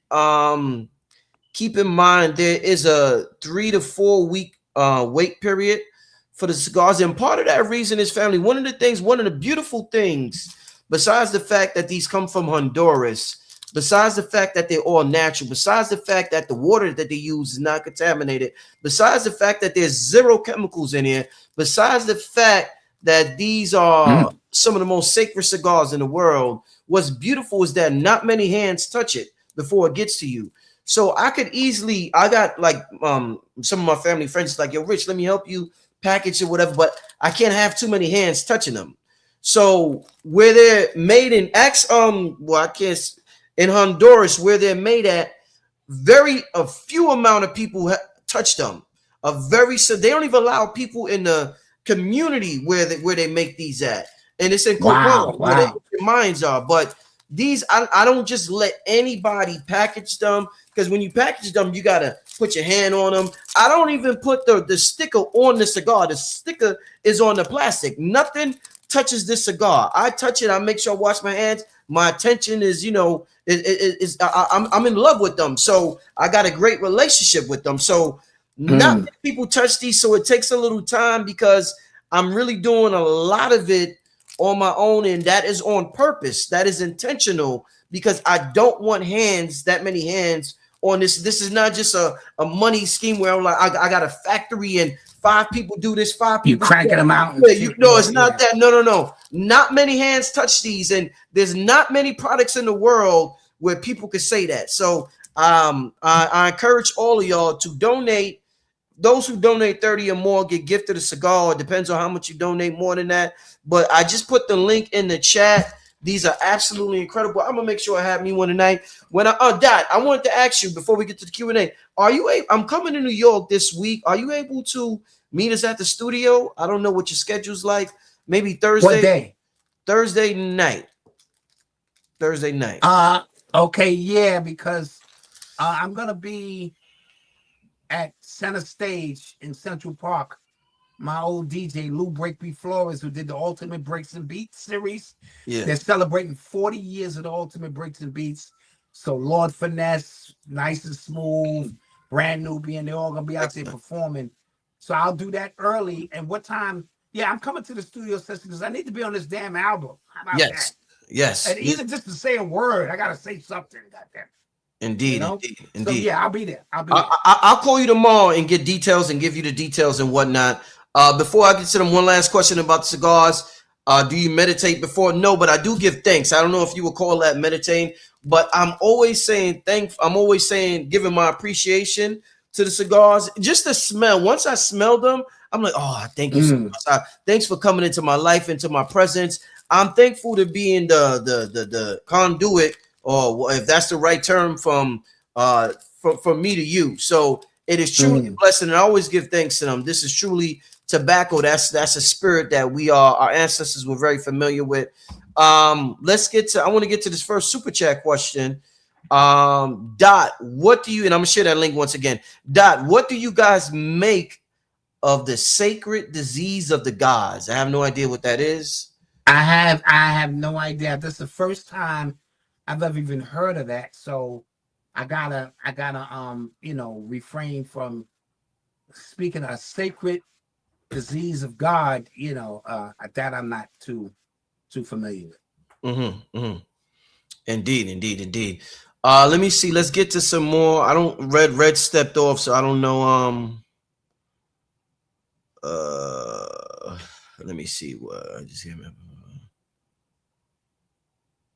Okay. Maybe the Brother, person can reframe the question. Yeah. yeah, reframe that question. Brothers, please speak on panic attacks. Thank you kindly. Okay. Dot, you want to talk on anxiety attacks? Well, anxiety attacks come from so many different things.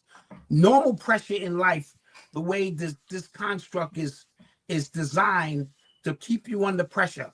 Go to work, you got to make money. Social media now, you got to be somebody you're not. And so, and your spirit knows that this is wrong. All of this is wrong.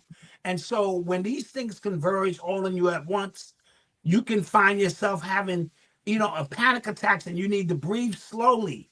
You need to breathe slowly and slow this thing down. You can slow this thing down. Do not be fooled.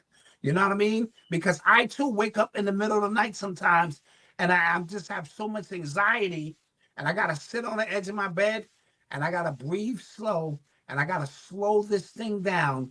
And for me, I try to get to the gist of what I feel may be causing that panic attack. Is there a bill due that, a series of things, that happened at once that overwhelmed me? So, it's funny because I'm telling my daughter, she's working and this and that. We got to sit down and work out your finances.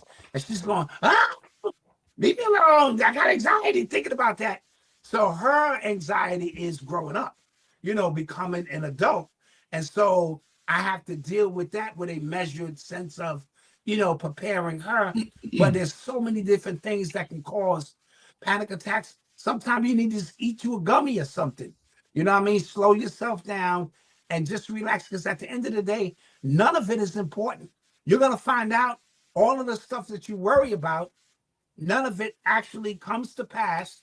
And this too shall pass, as my wife always says. You know what I mean? So just kind of calm yourself down, relax, breathe, and get into a quiet space, because quiet spaces now are sacred. Our elders understood the importance of a meditation room or something. This generation, everything is coming at you full speed and so fast, and social media, you're on your phone all day, that you don't carve out quiet space to just think about things, slow them down, and realize there is no spoon. Indeed, indeed. Yeah. I don't know, Red. Did you hear the question? I don't. Yep. Go ahead, Red. You want to talk on that? Yeah. Before I do touch on that, I did want to tap in the earlier question about the sacred disease, Right. and that was epilepsy. If that's Oh, what the okay. person was speaking about, the sacred disease Oh. was epilepsy. It goes all the way back thousands of years, people having seizures and whatnot. And Okay. it was called the sacred disease because it was understood that was an intervention back in those days, that God was downloading in you when you having seizures out of nowhere. That was seen as an intervention, that was seen as somewhat of a download and whatnot. That could have been seen as a spiritual psychosis in those days and whatnot. You know what I mean? Right. But right. they were seen as being touched by God and whatnot. Okay. Yeah. Thank you for that. Appreciate that. Yes, yes, yes. And the question that you had answered, Dot, just now, Yes. that was About panic attacks. right. So People boom. having panic attacks. Yeah. Right. So the panic attacks, remember they said that depression is you harping about the past, and anxiety is you harping about the future and whatnot. But they all, Yes. like Dot Yes. said, it's all dealing with false expectations. It's not real. It doesn't come to pass.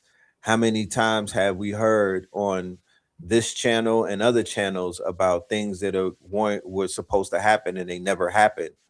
How many times did we go throughout this our lifetime, and they were end of the earth days that they threw out at us, the Y2K days, and the rapture was coming, and this meteor was supposed to hit this, you know what I mean? All of these things were prophesized, but nothing ever happens, right?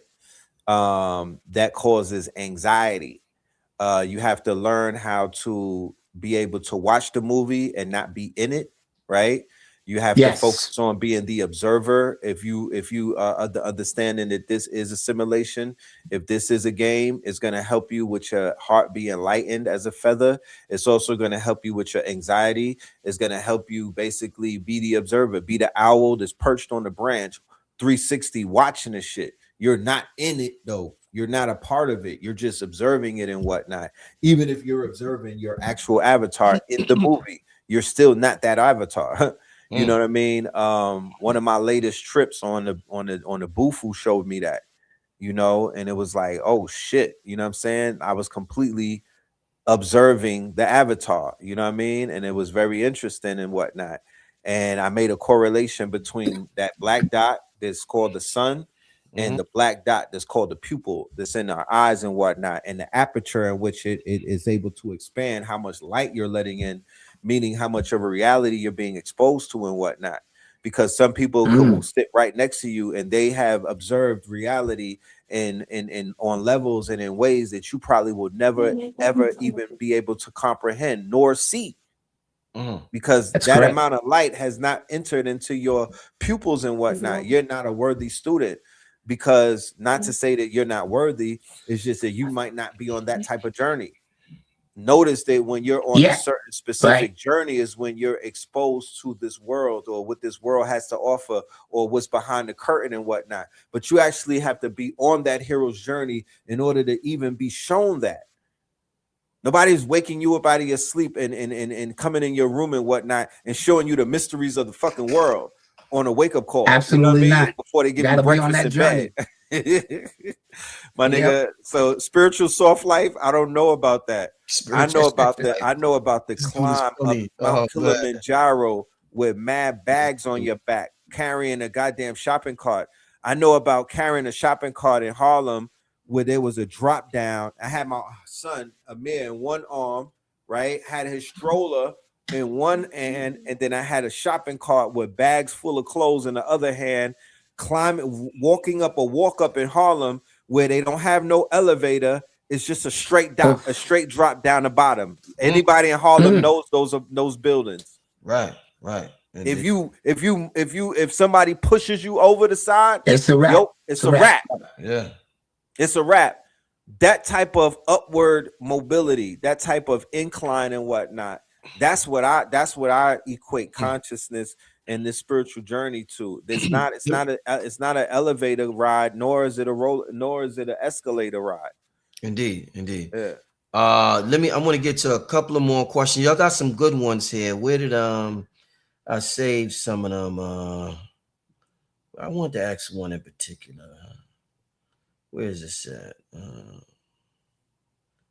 Well, let me just ask this for anybody. This sister wants to know suggestions for anybody experiencing spiritual psychosis. Let's get this one out the way. All right, help those who are right. On Saturday, I'm looking for the obituary. On Saturday, when I was in New York, I was in the Bronx. I went with my dad to his girlfriend's nephew's funeral. Right, young man, born in 2007. Right, named KJ, took his own life in a closet. Right, they say that he was, I looked at his obituary. He was wearing cuffs. You know what I mean? He was wearing, he had all of that type of the dressings of somebody that's going through a spiritual awakening. Right, the family was not necessarily on board with where he was going with it. He didn't have nobody that he could build with. He was arguing with family members, right? I'm learning all of this sitting inside of the funeral, right? The family members were up there apologizing to him while he was gone and whatnot about basically not being on the same page as him, right? But not only not being on the same page as him, they were apologizing for not being able to be open-minded. right? Mm-hmm. So people are in families and whatnot, and they're having profound awakenings. They're having profound insights. They're going from caterpillar to butterfly. They're completely seeing the world through rose-colored glasses, and they want to share, being able, they want to share with people that they love and people that they trust and people who know them from the sandbox and whatnot, and they think that those people are going to be happy because they are having their lights of their hearts are beginning to lighten up, and they're having this inner joy for discovering what the truth. And what does the truth do? The Yes. truth will lighten up your heart, and it will make you take things less serious. It will cure you from some of your anxiety, and it will show you a path that you are on the right path. So you're not in limbo, and you're not lost, and you're not walking around in the darkness. Nigga, there's a light in the tunnel. There's a rainbow at the end of that light, and that's what you moving towards. So you telling other people, yo, walk through the darkness with me, and they like, hell no, nigga. Don't you know we afraid of the dark? And here it is, you standing in the darkness, feeling lonely and abandoned and whatnot, like nobody wanted to come into the triple darkness with you. But nigga, you was called, not them. They didn't say their names. Nobody heard their names. You out there calling people's names, but you're still going on a journey. How the hell are you calling somebody's name and your name just got called? That's like winning the lottery and you're bringing other people with you to come and collect, nigga. Their names is not on the goddamn check. Yes, right. So that's creating friction within the household. That's creating friction within the workplace. That's creating friction amongst your day ones and whatnot. You're on a journey and you're inviting people on journeys that they were not invited on. Nobody called, no horns went off and their names were not called from the goddamn scroll. Yours was. So go through your journey, experience your journey, utilize Zeus's law. They're sending homeless people amongst you. They're sending thoughts amongst you. They're sending vagabonds amongst you. They're sending dark energy amongst you. But those people are disguised. They are literally your archangel, your guardian angel. Though that's God in the flesh, nigga, and you're not realizing that. You know what I'm saying? You're doing things and you're not realizing what's being done to you. You're being prepared, but you might not realize it because you're looking at it through the wrong lens. You're trying to be smart and shit. You're trying to be smarty supreme, trying to be deep amongst people that did not want to go deep into the waters with you. Stop drowning people in your despairs because you're on a spiritual journey, nigga. That's despair. Yes. You want people to be a part of your despair? You understand? You want niggas to be a part of your workout, but they don't have what you have. They're not built like you. So finish your breakfast, and then you could start inviting people. Indeed. Appreciate it. Yep. And to add on to that, being God is lonely, right? And so in that loneliness, it's because you were the one chosen. You are the one in every family. You know what I mean? And then what you're going to find out is trying to be on that path in a world with knuckle draggers, pulling a currency, a frequency one way, and you're trying to go against that grain and swim upstream spiritually, right? And you're looking for counterparts and people like you to help you deal with what you can see. Because if you're given sight that other people are not given, I'm talking spiritual now, right?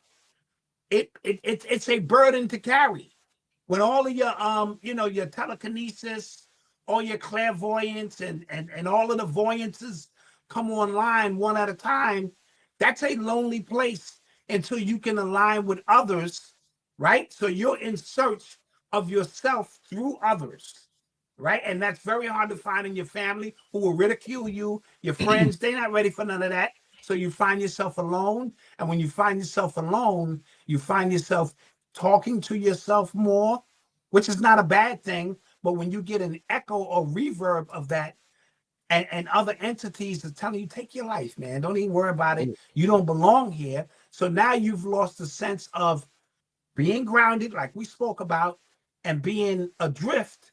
And in cases like that, A lot of them will take their life. So I say to give the advice for somebody is you have to find likes, and being God is lonely.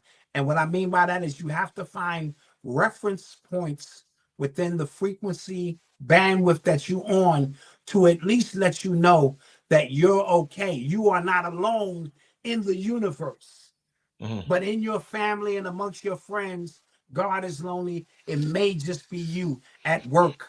And that's a tough burden, especially when you can hear things other people can't hear, or you can see things other people literally can't see, or you can feel things other people can't feel. Hey Doc, you know how you said, and I've heard a lot of people say being God is lonely.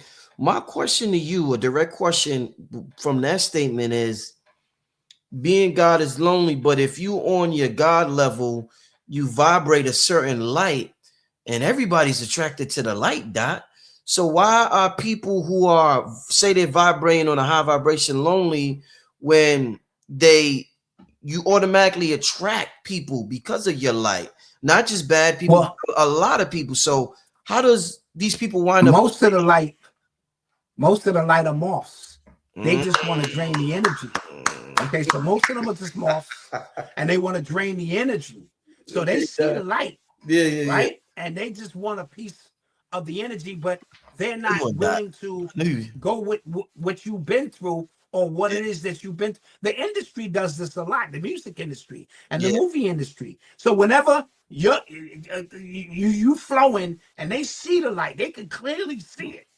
So they send break at you. They send this one, people you looked up to at you, and you think these people are here to help you, and they're just there to steal the light and dim your light. And I speak a lot on my channel about staying within your frequency, right? When you stay within your frequency, that's where my power resides. The minute I go above that, that's distortion, just like a mix down, right? Come on, Doc. So, you can get it.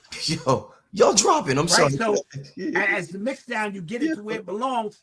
Anything above the frequency that you're supposed to be on, distortion. And once distortion comes, confusion comes, and chaos comes. So stay within your frequency. It may not be meant for you to sell 1 million copies. Don't mean you're not strong. You're not powerful. You know what I mean? And so that's important. Excellent. Wow. Let's get to the next question. This question is, how can Gen X parents how can Gen X grandparents navigate sharing lived experiences with our grandchildren while also respecting the parents' rearing? Great question. I'm not you answer that shit. I'm a grandparent, right? And my Gen X, this new generation, and I don't know if Malcolm is listening, they want to do things their way. That's true. It's something about them, and part of it, I get it. You learned experiences, but there's something about the eldership. If you want to go up the hill fast, you young people could do that. It's the elders who know the way, and that spiritual bond between the grandchild and the grandparent. I don't think the parents understand the significance of that connection and what it means. I've earned the right to be a grandparent through my lived experiences and raising these children a certain kind of way. And it's no fault of their own.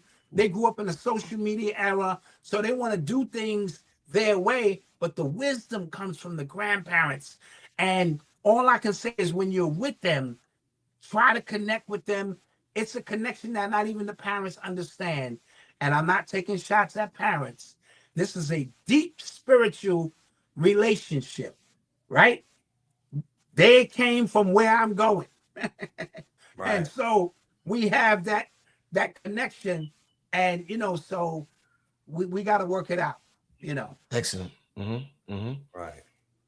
Yeah, like I just went through this whole experience. This a part of the question, like literally for the past 15 to 16 days. The grandfather was my dad, and the grandchildren was my daughter, Pink Pill, and my son Amir, right?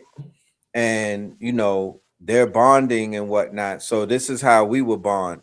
Once the Jay-Z show was on Friday, right? And that's the one that Rich and Cam had went to, and they hit me up, yo, you pulling up? I'm like, shit, I might as well, you know, let's make this an experience. Then when I was like, I'm gonna bring my son with me, you know, just to have him with me. And when I asked him about him wanting to go, he didn't want to go. So I was like, shit. I was like, I'm not about to just go and leave them, because you know, I'm gonna do we're gonna have an experience. So we played Uno, right? And it was me, the father, the two children, and my dad, right? And we're all playing Uno, right? So he's playing his music, he's playing his jazz music, because they was like, they wanted some music in the background just so we could, you know, when we playing the game, we could just be focused. So he put on some jazz and whatnot, right? So that's him sharing his music and his taste. And you know, certain artists that only a jazz connoisseur like my father, you know, his playlist and whatnot. So you know, they listening and whatnot. And then my son was like, man, turn that shit. Well, as he starts to win, he's like, man, turn that shit off. I'm putting his Drake on and whatnot. So my dad now is getting introduced to Drake's catalog while he's playing Uno, right? And then my daughter was like, you know, and as we playing, my daughter's playing TikTok videos, and you know, certain music from that is coming on, right? And then I'm sitting there and I'm talking about, I'm playing clips, because as I'm playing Uno, I'm on Instagram and I got the Jay-Z clips hitting my phone and shit like that, because I'm kind of tight that I'm not there. Rich is already hitting me. Right. Yo, son, this shit is lit. I'm getting draw fours piled up on me and whatnot. I'm like, man, listen, I'm gonna call you back, brother. You know what I mean? Right, so we're bonding through the music. We're respecting each genre or each generation's musical choice and taste. Nobody is like, man, get that shit out of here. That's old head. Da, da, da. We're in the midst of a game, right? We're in the midst of challenging each other. So age and all that shit out the window when you playing Uno, because we're not playing. We got two ways of playing Uno. The first one to reach 500, and then the best of 5. So we're doing the best of 5 and whatnot. So now it's like my father's lived experience is coming through, because he knows how to play Uno. Similar to we were playing spades back in the days at the table and whatnot. You bring your date with you. If your daughter has a new boyfriend, well, goddamn it, he got to report to the spades table. We're gonna play some OJs. We're gonna play some Otis Redding. We're gonna ask him about his grandparents and whatnot. We're gonna beat his ass. We're gonna joke about his looks and whatnot. We're gonna play the dozens on him, see if he could take a joke, see if he got a sense of humor, see if this nigga got a game in him, see if he got some type of soul and whatnot, see what his family is like. We could sum up every single thing over one game of spades with the family. That is absolutely true. And then we'll give a diagnosis on this nigga tomorrow at noon, the latest. Everybody is going to give an assessment as to if he's the right one or not, based off of one spades game. Absolutely. Do that with consciousness. Do the same type of thing with spirituality and your lived experience with these children.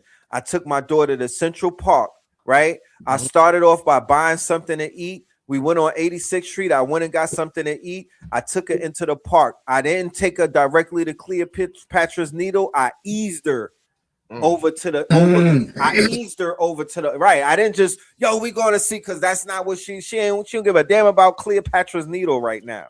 Right. I eased her into the museum, into certain things and whatnot, by respecting what she's about, what she's into.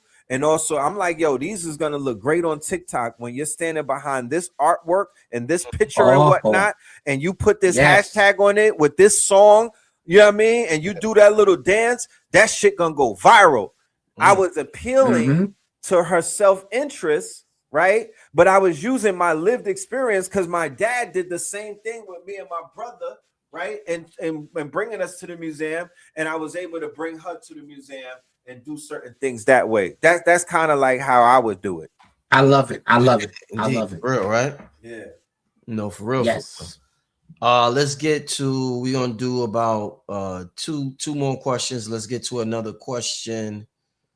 So Somebody asks, what are y'all representing on your hats? This is just a quick question. This is just my eternal nature. I believe in the holographic universe and this being a simulation. This is my eternal nature. Nothing could change that. No matter my external affairs can't change that. Meaning, regardless of what I go through in my humanity, I'm eternally a supreme being. Red, you want to talk on your hat? Yeah, this right here is the Nagas, right? Not Nassau, but Naga, right? National Association of Galactical Angels. Indeed. I love it. Indeed.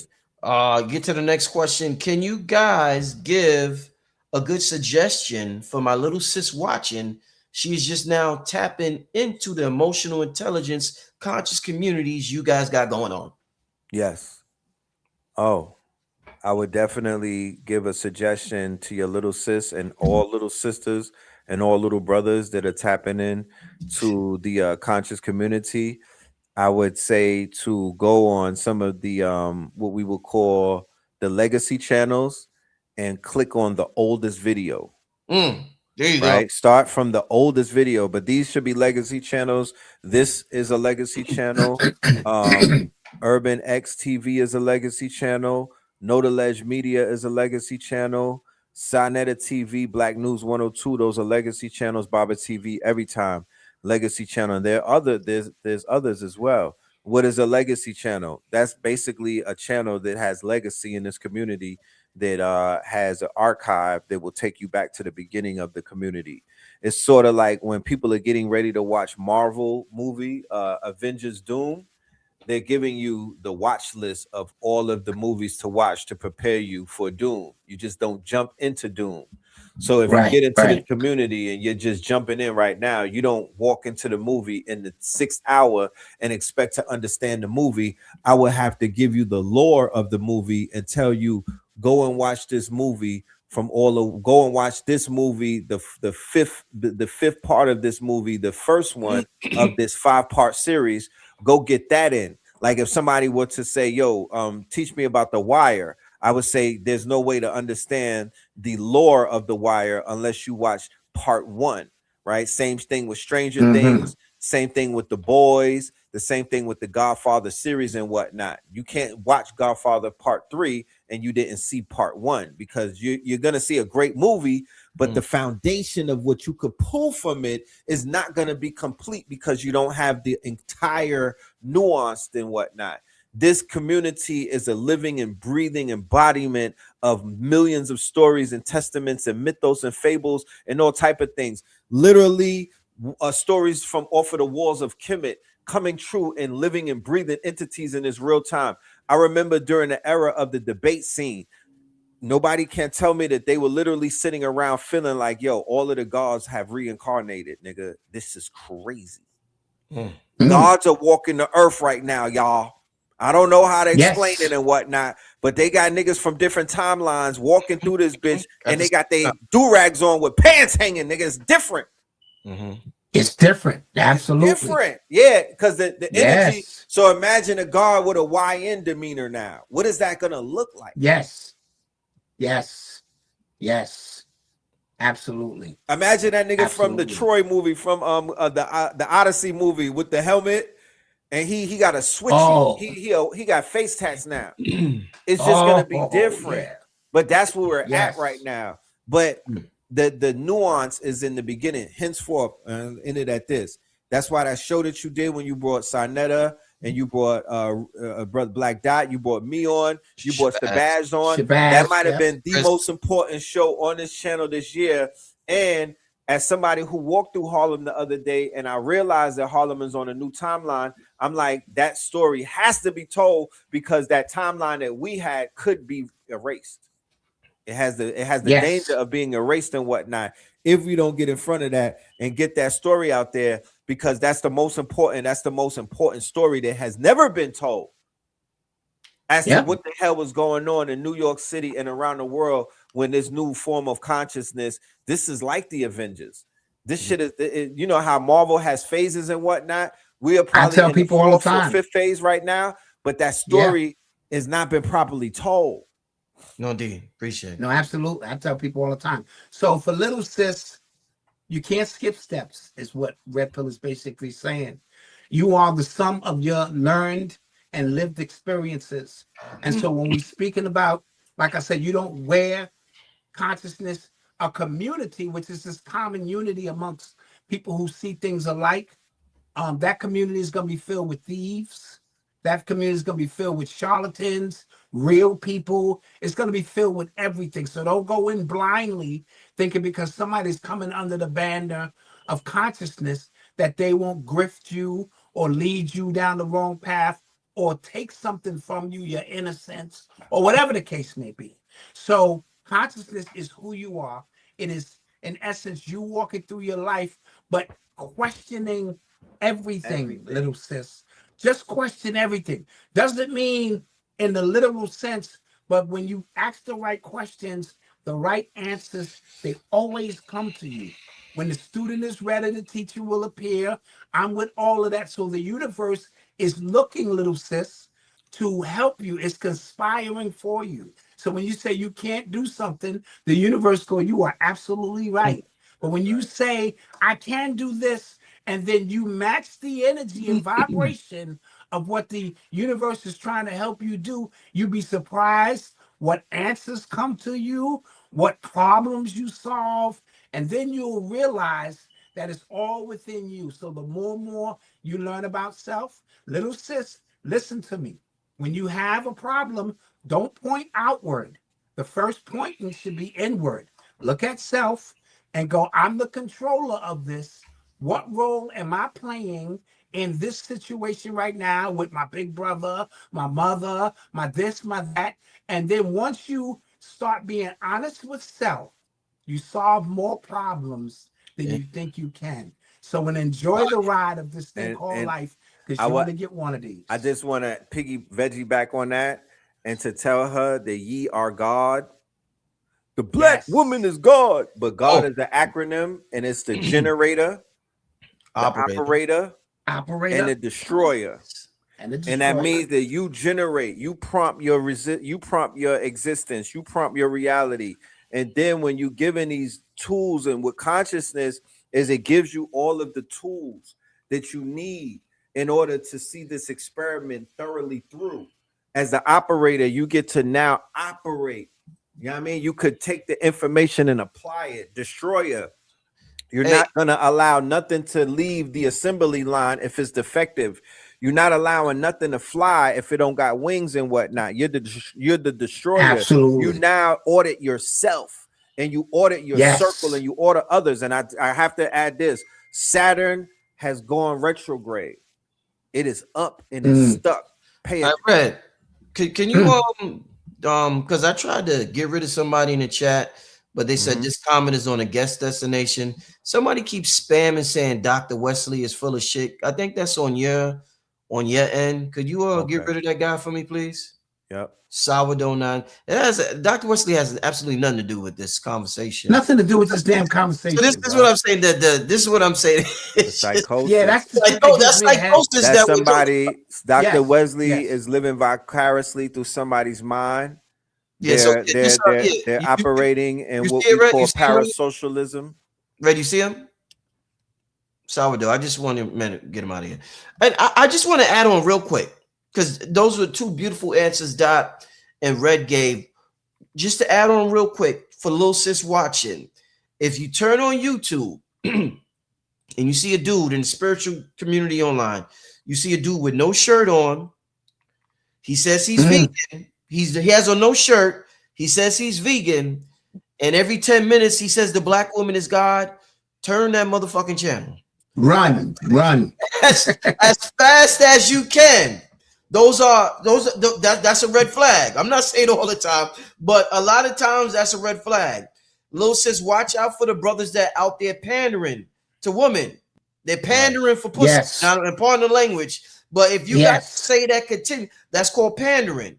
Nick Fuentes and the white supremacists, they're calling out pandering on their side now. So they're saying, Candace Owens, we don't need you no more. We could talk shit ourselves. Donald Trump is in office. We could be out in the open no more. They said Myron Gaines, nigga, get out of here. We don't want you no more. We can talk for ourselves. You're pandering us to make a couple of dollars. So they see the these immigrants pandering on their behalf to try to make a quick dollar. So they're calling out Myron, they're calling out Candace Owens. We need to start seeing the people pandering in our community, whether they're pandering to get in the girls' drawers or they're pandering for this or like we got to be able to spot that. So don't get caught up in the brothers that say the black woman is God every 15 fucking minutes. You know what I'm saying? Because a lot of it is pandering. I done seen it 1,000 times. A lot of the people they got cases on them. Pandering. They got cases on them. So just be careful. just wanted to say that. You gotta watch out for that. You gotta watch out. Yeah, the pandas out. Let me see. Let me see if I can get another question before we get out of here.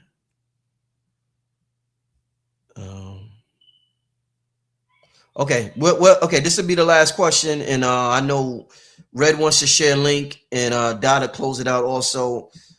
If spirituality is about being, why has the internet turned it into a checklist of things you have to do? Well, let me answer that really quick. Stay off the internet when it comes to spirituality. See, they're force feeding you. It's a whole bunch.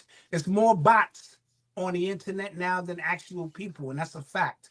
And so they are trying to get you to drop your spiritual guard so that you allow certain aspects of AI and other things to take over. I speak about on my show the IP address that people are selling.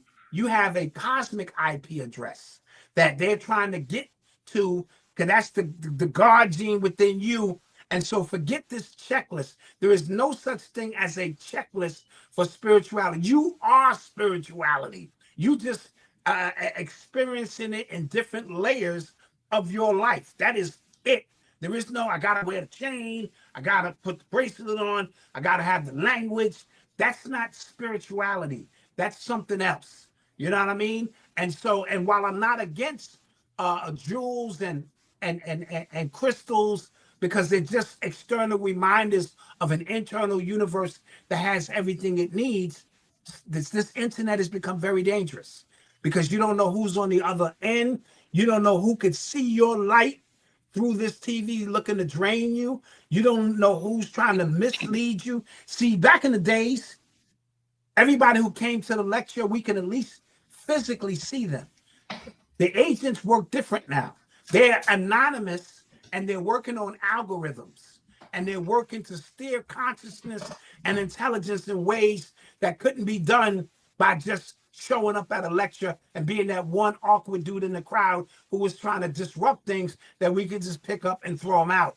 You know what I mean? And so there is no a list that you can follow. Your life is the only list you need, and your experiences belong to you. That's all I got to say about that. Indeed. Excellent. Yeah, Red. Yeah. Everything that Dot said, everything that Dot said, and a reminder that once again, there was a time where we were in Zion, and then the Matrix was in the Matrix, but that has been blurred, and everything from Zion got blurred into the Matrix, and everything from the Matrix is now in Zion. And we share sacred spaces with people that are not so sacred anymore. We actually had more sacred spaces. 125th Street was considered to be a sacred space. It was a centralized location where information and energy was consecrated, right? And then that energy that was consecrated was broadcasted around the world, around the galaxy and whatnot.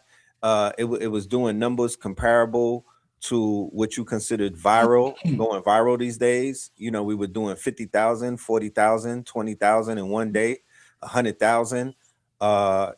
Things were really, really beginning to move, and we live in the shadow of that right now, right? The apex of it was in 2016, 10 years ago, right? Ironically enough, a whole decade ago is when consciousness apex, right? And then I feel that right around the time when Dr. Sebi made transition, because you got the Dr. Sebi making transition, You got the Bambaataa scandal, which was a fracture, which was a break, which was a collapse, which was a death, which was a quote unquote, which was it was like a glitch in the matrix in a sense, right? Then you have Sinetta falling out with YP and SETI and whatnot. That ended that whole unity era and all of that stuff. That's 2016. This is the apex of it. This is when it all began to it touched. That was 2016. That was 2016. Wow. All of the things that I'm naming right now, yes, literally 10 years ago, King. You're right. You're right. You're right. Whoa. When Cypher did that thing with the Matrix, when Cypher wanted to eat the steak and made this whole thing about clothes and shit like that, and made this thing about visual materialism, and made the metrics of spiritualism, materialism, right? Somewhat disrupting the code, right? That was the literal scene in the Matrix with the steak and with Cypher and with Agent Smith, right? Absolutely. And that's when people started to do what? Sell themselves, sell their souls, begin to lose focus about what they originally signed up for this thing for.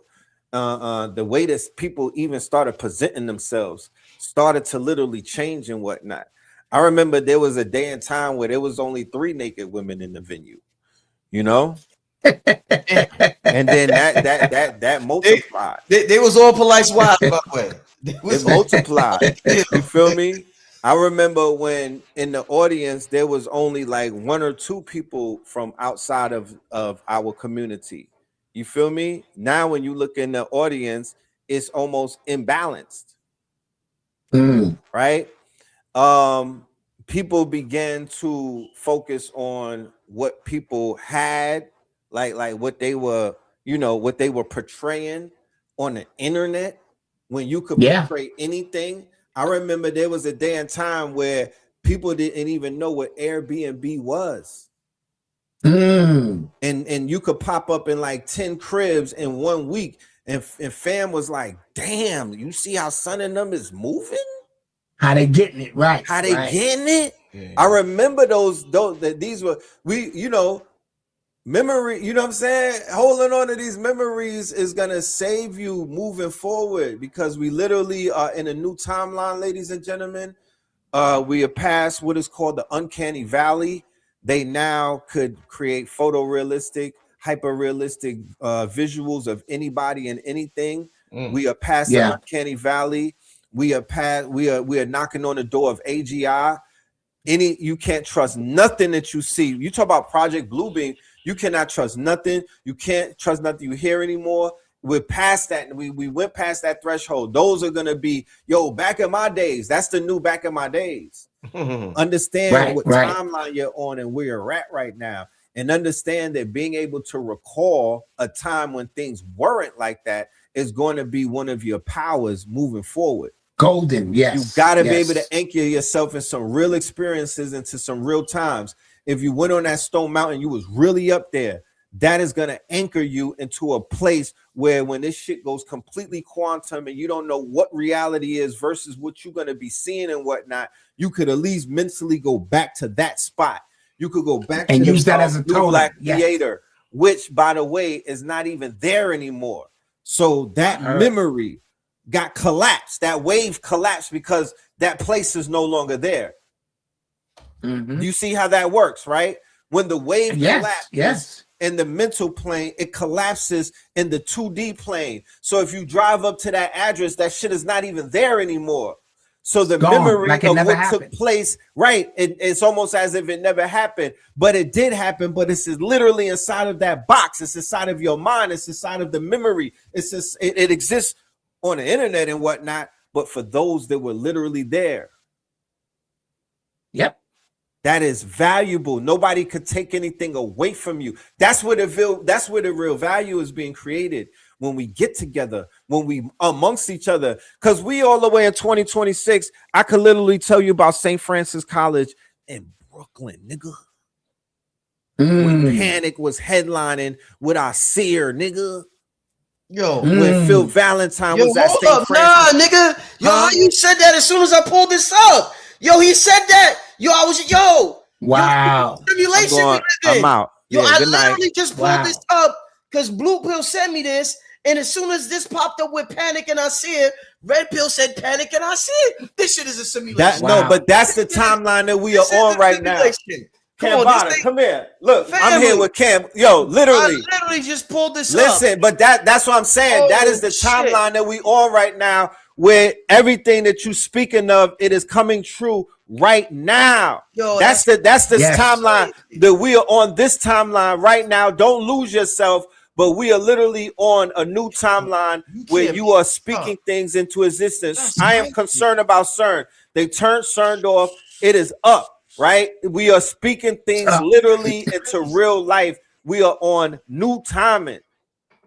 That's crazy. I was just about to see that's Dot in there, King Simon, Blue Pill, Red Pill, Brother Rich, and Dr. Valentine. Right. Yo, y'all remember how tight it was in St. Francis that day? How packed it was? Packed. Yo, I just wanted it to be over because I'm like, oh God, please don't let something happen because it's over capacitated. Yeah, I just wanted it because everybody was like this inside. It was my security was like, yo, Rich, we can't let no more people inside. I'm like, I don't let them know. And we had a room. Yo, that was my first big event. And I'm gonna tell you, shout out to my son Sirius. My girl was pregnant. The day of this event, me and my girl we pulled Panic to the side. I was like, yo, Panic, yo, I just you one of the first people I want to know my girl pregnant. You know, he said a little blessing, him and Khadijah. Khadijah gave my girl a book on astrology, and it was special because I was inspired to do the event because I had a son on the way. So I'm like, I need to do something big. I got a baby on the way, bills to pay. You know what I'm saying? I want to start I'm tapping into my fuller potential. I want to be who I came down here to be, you know what I'm saying? So I let go a certain amount of fear that I had before, and I did that event. This what led to this event right here. But it was just dope that you said that at the same time. That's amazing, yo. Wow, synchronicity. Wow. Make this up. You can't make this up. This is the true and living in real time, just to show you that, you know, we are on that frequency. That frequency has now manifested, and we are inside of that timeline, right?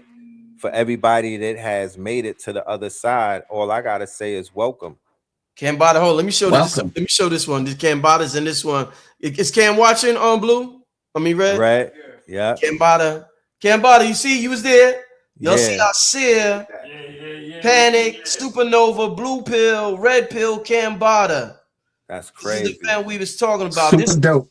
This was my first big event, family. This was Brother Rich's first like real big event, and it was in New York at St. Francis College. Thank you to King Simon. I think King Simon had the St. Francis Connect. I think. Shout out to him. Red, you want to leave a link? You got some music coming up before we get out of here? Can. And thanks to Blue Pill for saving all this stuff because I don't really save a lot of pictures and memories. Salute to Blue. That. So shout out to Blue. Yeah, salute to Blue. Salute to Blue. You know what I mean? Salute to KT. Salute to Mama Pill. Salute to the legend AA. You feel me? Yes. Salute to everybody, man. It's just a beautiful salute to Griff. Yo, listen, brown bag legend, Kate. I can't see you because your background. I can't see your background. Yeah. Your background, Red. Oh, okay. Hold on. A little bit. Yeah. What? Professor Griff. Okay. Yeah, we was in Norfolk, Virginia. Okay. This was 2018. Shout out KB. KB gonna be performing, right? He's gonna be performing in Brooklyn at the Brooklyn Cyclones. With his new song called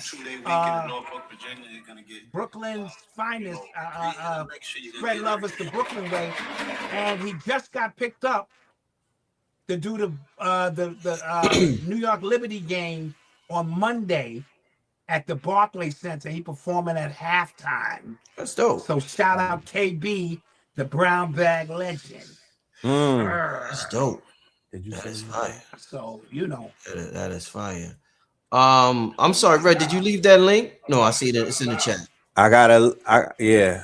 Shout out to KB, one of my first producers who believed that he saw something in me in Blue Pill back in 2007, 8. And we made a classic called I Made a Classic. Thanks to Black Dot for being on that, being in that, a part of that, Legends of the Guardian. And then we did Secret Chiefs, right? Yes. So these were some of the first songs in the genre of God hop that go down in history and whatnot. Group posse, like Protect Your Neck for Wu-Tang. That's what it was for us, you know. Yes. And I'm definitely in the name of the music, in the name of the frequency, in the name of the arts, something that is my passion, one of my first loves. We all met each other, I believe, through music, along with consciousness as well and whatnot, you know. Me, my brother Blue Pill, and this good brother Cambada, along with the musical sounds of brother Rich, all right, and my good brother Nick Price. We have finished a project. We have cooked up and baked up a musical plate of food, right? What I would say is a victory lap, our version of victory lap for the year of 2026 of the Fire Horse year. We've made a soundtrack for this year, in alignment with the feeling of victory that you saw displayed in New York City with the Knicks in 5, along with the girl team, along with even FIFA being the home of where the championship took place, where the Moor beat Argentina, right?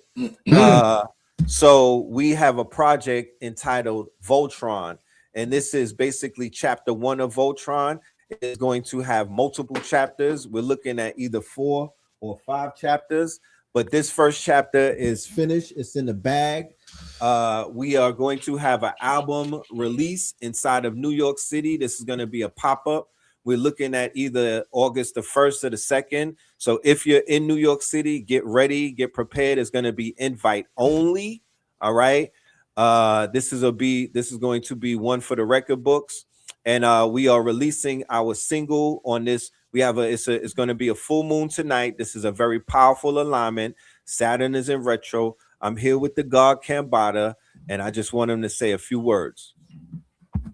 But hello, Bata. Yo, Bada, what's good? Yo, Black Dot. What's good? Rich, man. Listen, brother, it's a full moon, and I woke up seeing blood today. Uh-oh. I mean, listen. The world lucky that I do music. Listen, a whole different world is happening. And guess who came? You thought 3-Eye Atlas just passed by.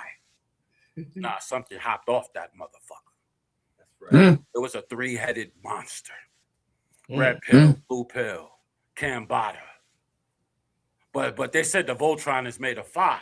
That's where you get the Radiohead Rich. And that's where you get Nick Price. That's right. Those are the only producers on this album. Nickel.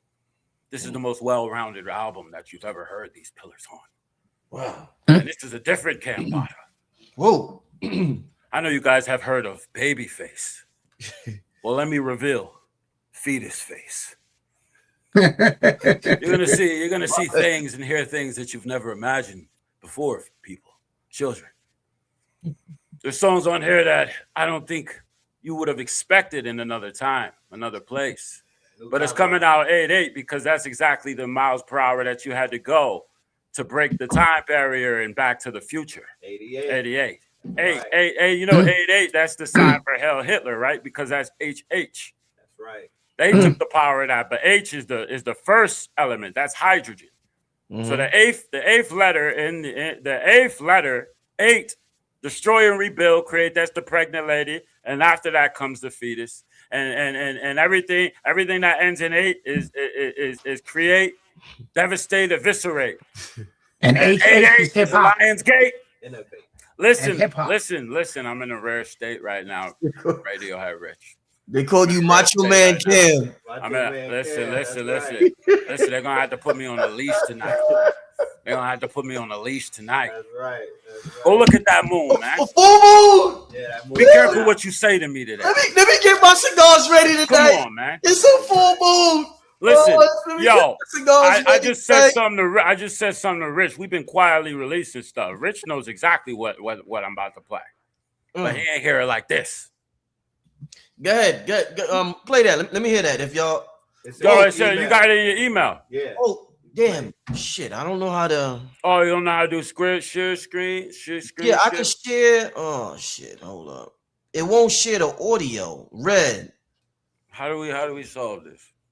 I could do it. I could share my audio. You can share your audio, Red? I believe so. Yeah. All right, please do that. If you can, please do that. Make it easier. Send an email to me. Send it to you? Yeah. All right, let me forward it. No, I can send it to you. I already sent it, Cam. I just forwarded it. For you, Rich, I put a link inside of the private chat. That's To to the that's for the pre-order, the pre-sale. I just You know what? We don't even need to play it. We'll just say we could send Rich the link. We could just leave. You know, I don't want to fucking Apple Care. Oh, hold on, guys. No. We got Black Dot in the building, man. What's up, man? Man, I can't wait to see you guys this week, man. Put my arms around you. It's been a minute. Indeed. Oh, So yeah. I'll be in the building. Yeah. Yo, Cam, I'm gonna be in New York on Wednesday. I'm gonna be there. My God. Yeah. Thank God, I'm coming man. from Wednesday to I'm gonna be there for a little while, about a week. Oh, that's yeah, exactly we what the doctor ordered, man. Yeah, I gotta We once I heard that earlier, I said, "Nah, we got to do an album. We got to do the album listening in New York before we do it in Atlanta, right? We got to put New York on to what we working on and what we cooked up. You got So that track, Red? I don't want to keep Dot too long. Yeah. Nah, I'm good, man. I'm Oh, you good. good? Let's do this. Okay. I don't. good. Sure. Did you forward it to me? Yes, I did. I forwarded. Okay. Yes. I got it. Yep.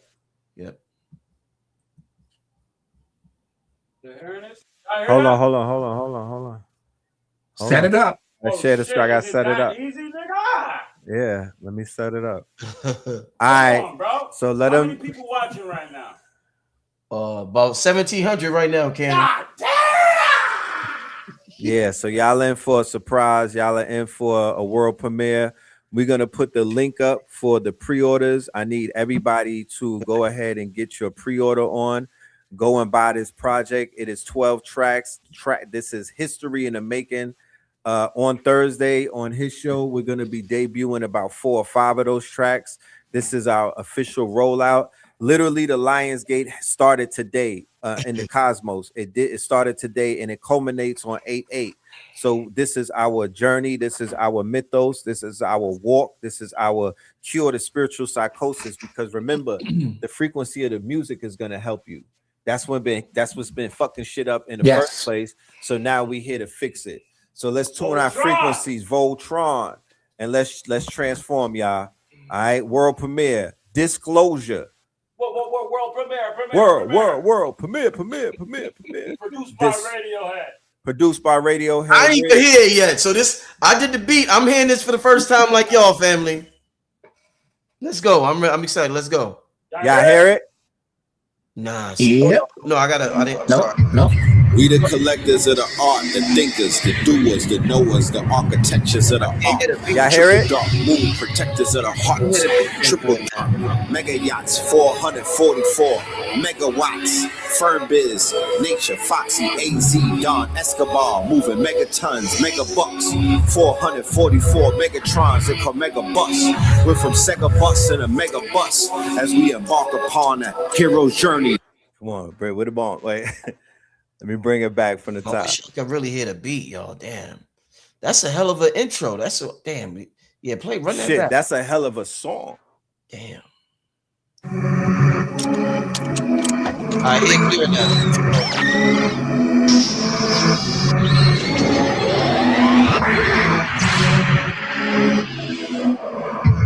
We the collectors of the art, the thinkers, the doers, the knowers, the architectures of the art.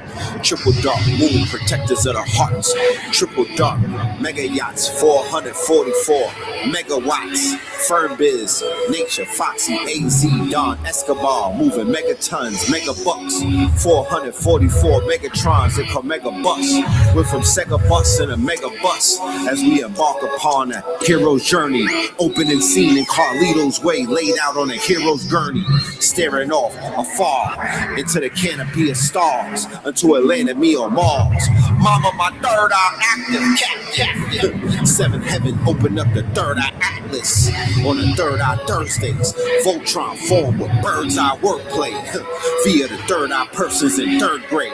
Revenge of the blur days, the Vic Mensa, mixed with the elixir serpenta. Welcome to the center of a mentor.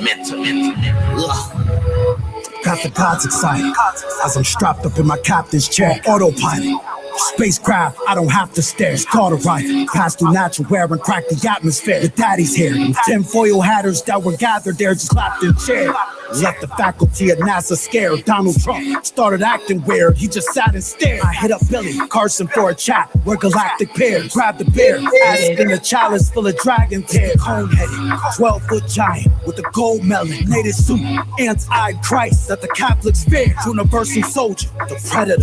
I'm traveling the galaxy for challenges. You clash with me, I'll scrap you there. Warlord, I can smell the blood when the battle's near. See the smoke from the disaster that happens after clear. Point. Telepathic, empathic seer. I'll imagine atoms somewhere and then astral travel there. Back to swear, across a billion light years in half a year. I'll teleport through different dimensions like after Alistair. Magic mare, summon the ghost of the late Delbert Blair. Alistair, Broly, I sat in prayer, my dad appeared. Savage, I'll attack a bear, smack him bare. Handed claws, hit him with the paws like he acting queer. Split his jaw, crack a crown, lost a canine. Ain't no lassie hair, see the teeth flying out his mouth like some babonair. Catch a attach it to my staff, now I have a spare. Stab the bit, wait and pick the stab, re-stab the bit. A lion heart, 3 eagle eyes, 2 rabbit ears. I like it dark, I see the sound waves that a bat would hear. Rather weird, the fact that I have all his natural talents rare. Physical athletic abilities that I have compared. Bron as a cavalier, Shaq in his magic year. Kobe when he had the fro and Jordan when he had some hair. Vince Carter, back on the Raptors when Team Mac was there. Iverson, why we still talking about practice here? Compared to you, Earth is a 3-dimensional massive sphere. Compared to me, Earth is a 2-dimensional flattened square. Oh my, look up in the sky. What's that up there? Not a comet. Rocks made of ice are not that aware. Not a drone. Anything else that was manufactured here. It's a craft, cleverly disguised like a mask I wear. Glad he's here. 3-eye atlas in your stratosphere. Galaxy to galaxy, I traffic and I rack a tear. Fuck Earth. All I see is facts and crack addicts. Everyone's cursed. God is saying that Oh my God! When my crown prepares, needs the revelation chapters. What the fuck? You gon' hear a blast and a flash of flare. Shining like the platinum that a rapper destroy Earth. Leave, look back and cry happy tears. Watch the simulation crash and call after out of gas. Stole it from the sun and caused plasma. Gotta say I can hit me on the app. I got facts to share. Influence. Then I hack in Palantir and clear the data there. Altruism, unity, wholeness, precision, authentic love, harmony, healing, activation, tranquility, resilience, consistency, vitality, magnitude, chaos. The rightful ruler's back. The rightful ruler's back. Fire. What he said, I go from galaxy to galaxy and traffic and racketeer. Yo, what the fuck, yo? Oh man. I heard like the other version. I didn't hear that version yet. Yo, I'm gonna smoke a cigar and listen to that 100 times today. Yeah, that's fire. Yo, somebody gotta send that to me. I'm gonna send that to you. I'm gonna text it to you, Doc. And y'all can't even really hear the beat like that. Yeah, wait till y'all really hear the beat. Goodness. It's very one thing I want to say just real quick. Oh man, I'm just so hyped. Y'all can't just do stuff like that.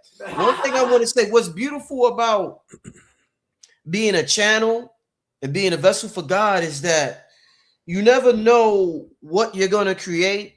And there's something about when I get in the same room with Cam, I channel a certain sound that I don't make with anybody else. So if you notice tracks like Goat or Yahweh Shah, or even this one, it's very mystical. It has a very mystical sound to it. And I've never was able to channel that with any other artist, but for something about when I get around with me and Cam, we got like this shaman brotherhood that we able to talk about like shamanistic type stuff, and it just comes out in the music. So I love it, man. Cam, you did your thing, man. I love it. Amazing. That's man. That's super amazing. That was actually one of the first beats Rich said. That's old. I'm talking about that beat. That beat is old. That beat might be 12 years old. That beat is old. You know what I'm saying? Yeah. So like I already knew that I was gonna eventually use that one, and one day I stumbled on that beat, and it just came at the right time. And right now, man, you can pre-order the album at www.voltronalbum.com. There's gear, there's wear, anything that's not queer is there. Maybe even that too, if you're like a little underwear. But listen, man. Yo, like I'm truly thankful, man. Listen, Radio Rich is the greatest producer of all time. Oh man, that's a fact. That's a fact. Yeah, man. And the only other person that can even sit next to him is the only other person we deal with, and that's Nick Price, because that's the person who takes what me and Rich and Red and Blue do, and even Black Dots work with him. And he's able to put that. He's phenomenal. Sauce on. I've never seen nothing like it. I've never seen nothing like it. Man. Yeah. So it's and that's we just had that writers camp with Rich, and it was monumental, and we plan on doing more of that, making sure we create that atmosphere to so we can be this creative. Like the thing about it is Rich is raring to find new artists. He's looking for Charlie, to somebody to come into that chocolate factory that got their shit. But guess what? If you greedy, you're gonna end up in the swamp like Augustus Gloop. You gotta watch yourself, man. Don't sell the everlasting gobstopper, and Willy Wonka will have something for you. And that's how Rich works, man. It is supreme. So like anything that we touch is ordained. And I'm just thankful that we got to do this. I think Rich is on at least 3 tracks on the album, and they're bangers. And then, but yeah, man, that's on the horizon right now. And thank you guys so much. I didn't even know I was going to be on the show tonight, man, but that's what the full moon does to people, you know. And yes, we're all going to meet soon. Yeah, and Wednesday, goddamn, that's in what, 2 days, right? Goddamn, we talking about like 5 days from now. You better start packing down, brother. Let's go. Well, for real shit for this project, I need to be like, I just can't just drop it. I need album listening. This is one of these listening things, because what's being talked about and the sound that we got here, I need to see everybody's faces. You know what I mean? I want my team to be there. So the family is definitely gonna be there. We're looking at either Thursday or Friday, ladies and gentlemen, for the New York album listening experiencing, and then on 8/8 in Atlanta, we will have the premiere. We'll be down there for the Invest Fest weekend. We also gonna have a writing camp. So we'll have limited space for a writing camp in Atlanta featuring Cambada, Red Pillar, and other quote unquote creatives and whatnot, producers. We're gonna get to our creativeness, because I promise you, the music is the key. This is our key to the universe. This is the way that we're gonna walk through portals. Melanin Monday is coming up next. I'll be on Know the Ledger 444. Make sure y'all tap in. We got Melanin Mondays coming up, probably around midnight or whatnot. We're gonna let this one breathe right here. If we can, maybe we could close out with that song one more time for disclosure. But yeah, ladies and gentlemen, the build up to Voltron, the project is here. 12 tracks, red and the blue, Cambada, unlike anything that y'all ever heard. And for 2026, because this is such a monumental year, it needs a soundtrack. This is a victory album, y'all, and it's for women, men, children, and everyone. Facts.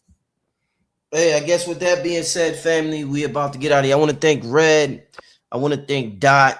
I want to thank Cam for coming on the show. Phenomenal show. Very important message. Very, very important message.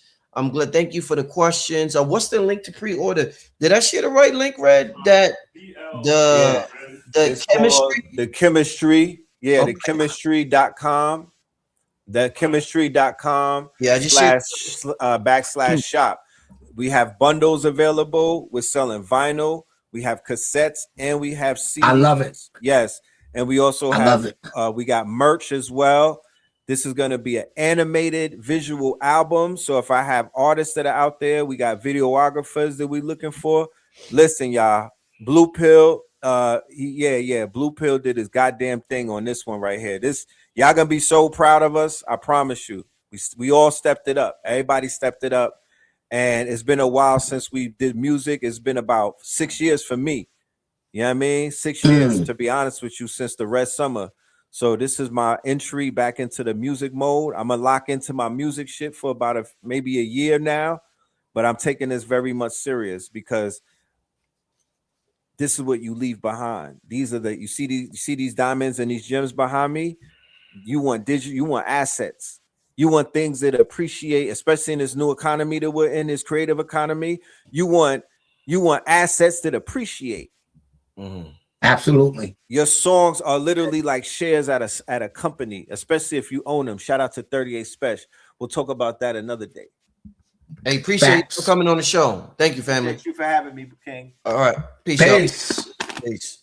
All right. Shout out to Red. Wow, phenomenal show, y'all. Shout out to Red.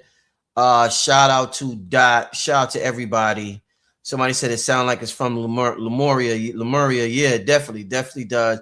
You know, we are, like Red said earlier, we are the ancient gods return, all of us. So, yeah, you know, we have to tap into, you know, our supreme nature, our eternal nature, which, you know, is multidimensional. It extends far beyond this imaginary realm. Yeah, we'll be talking a lot about music in the near future. Like Red Pill said, music, we the rhythm nation of the planet, and music has always dominated, you know, all aspects of our culture, from the way we eat to the way we dress to our relationships. If the music doesn't express love, we don't see love expressed in the street. You see, there's no R&B music now. What y'all see in the streets, y'all see there's no love element no more. And that's a direct correlation to a lack of it in our music. So the music is very, very, very, very, very important, family. So yes, we definitely are supreme. And that's just a frequency. That's not to say that we're better than anybody. That's just our divine birthright. You know, we are emanations of God. We are apertures of divinity. You know, we are aspects of God, and you know, God is experiencing itself through us. You know, once God realizes it's God, God doesn't ask, God commands. If God was asleep and God woke up, God would start commanding things to be. We need to start commanding things in our life because that's part of our birthright, to command things into existence. You heard Billy talk about that a lot, but I'm hyped. I didn't know. Yeah, they said the link. I shared the link several times. It's in the. I just shared it again right now. I didn't know they was gonna play that tonight. I didn't even know Cam finished the verse. I know Cam started it. I didn't know Red was on it, so I'm hyped. I'm super hyped. I didn't know it was a full moon, so I'm about to have a cigar, and I'm about to you know, tap in tonight. Let me also share the link for anybody interested in donating to get a cigar. Let me share the link for the cigars one more time to the family. Appreciate y'all, man. I swear, man, what a show. What a powerful show. Let me just see what y'all talking about real quick before I get out of here.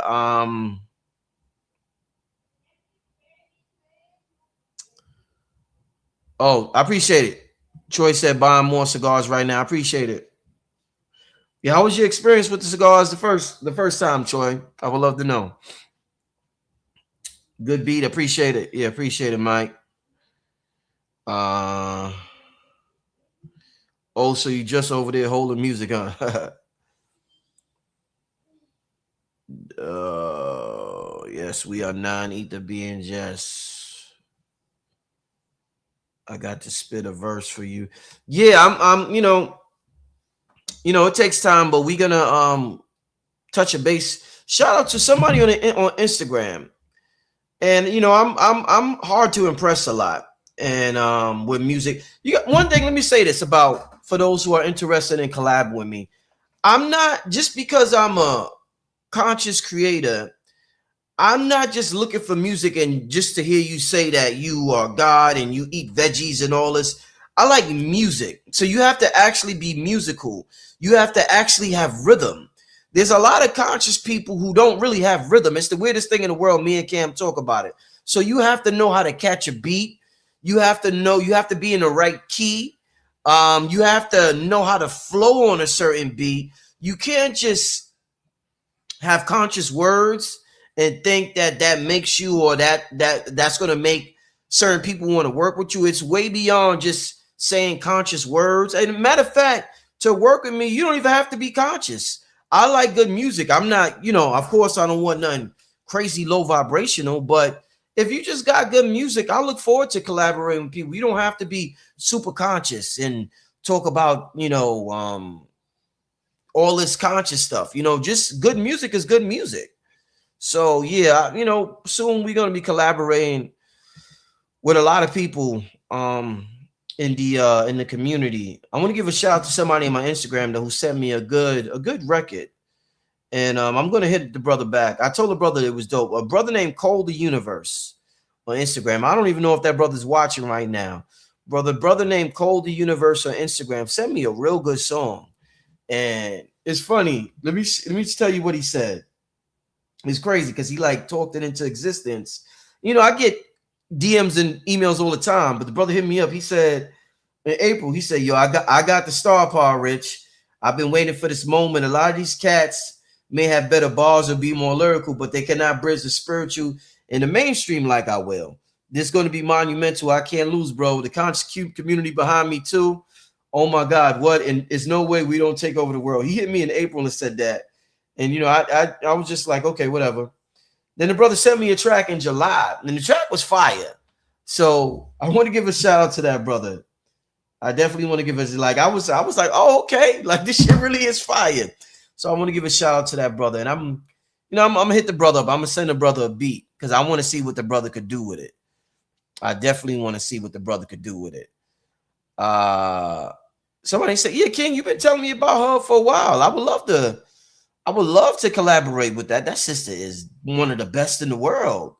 I would love to collaborate with her. So if you could hook that up, King, yeah. If you could hook that up, that'd be phenomenal. That'd be phenomenal. That'd be phenomenal. Yeah. Somebody say anybody use that's an old machine, MV8000, I think. Is that the one that looked like the MPC? Maybe I think it's that one. I think it's that one. Somebody said, "Bet I'm gonna collab with Radiohead one day." Yeah, we're gonna be communicating soon. I ain't forget about my music channel. You know, things are just taking a little longer than I expected. You know, I just rolled out Carbon Code Collective. We getting that started. You know, there's a lot of things that's gonna get ready to get started. So definitely gonna be communicating with a lot of y'all in the future, connecting with a lot of y'all, you know, musically. Let me see, yeah. But yeah, with that being said, everybody enjoy yourself, man. That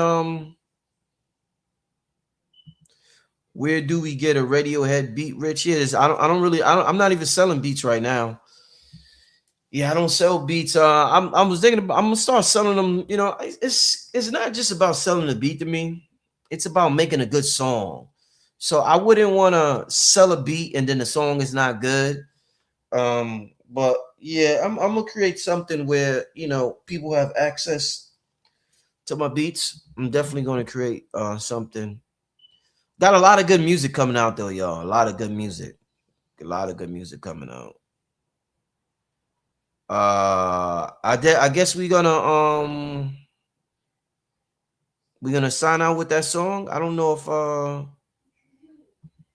because Red played it. No, Red played it. I don't even. Yeah, Red played it. Yeah, I can't play it. That was on Red Pill's computer. But y'all gonna be hearing a lot of it. You're gonna be hearing a lot of it. Go look up a lady named what they said. Go look up a lady named Maka Lacey to interview. Maka Lacey. I'll keep that in mind. I will definitely keep that.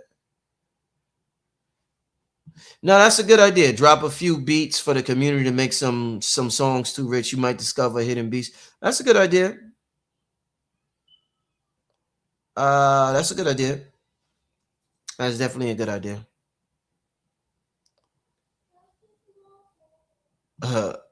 You fuck around and become a label. No, I got a label coming out. I got a digital label coming out. It's 363 Music. Remember, I'm working on this app. Things just taking a look, things is coming along. That's all I'm gonna say. Things is gonna, everything's gonna manifest at the right time. But yeah, that's the whole purpose. That's the objective. The label, that's the objective. So yeah, that is definitely the objective. So definitely. All right, let me get out of here, family. It's 11 o'clock. Listen, I appreciate everybody for tuning in. I'll be back on the mall. Tonight. All right, family. Everybody enjoy yourself. It was a very fun show. What a way to end it too, huh? Appreciate y'all, family. I'll see you tomorrow night at 8 o'clock. All right. Peace and blessings.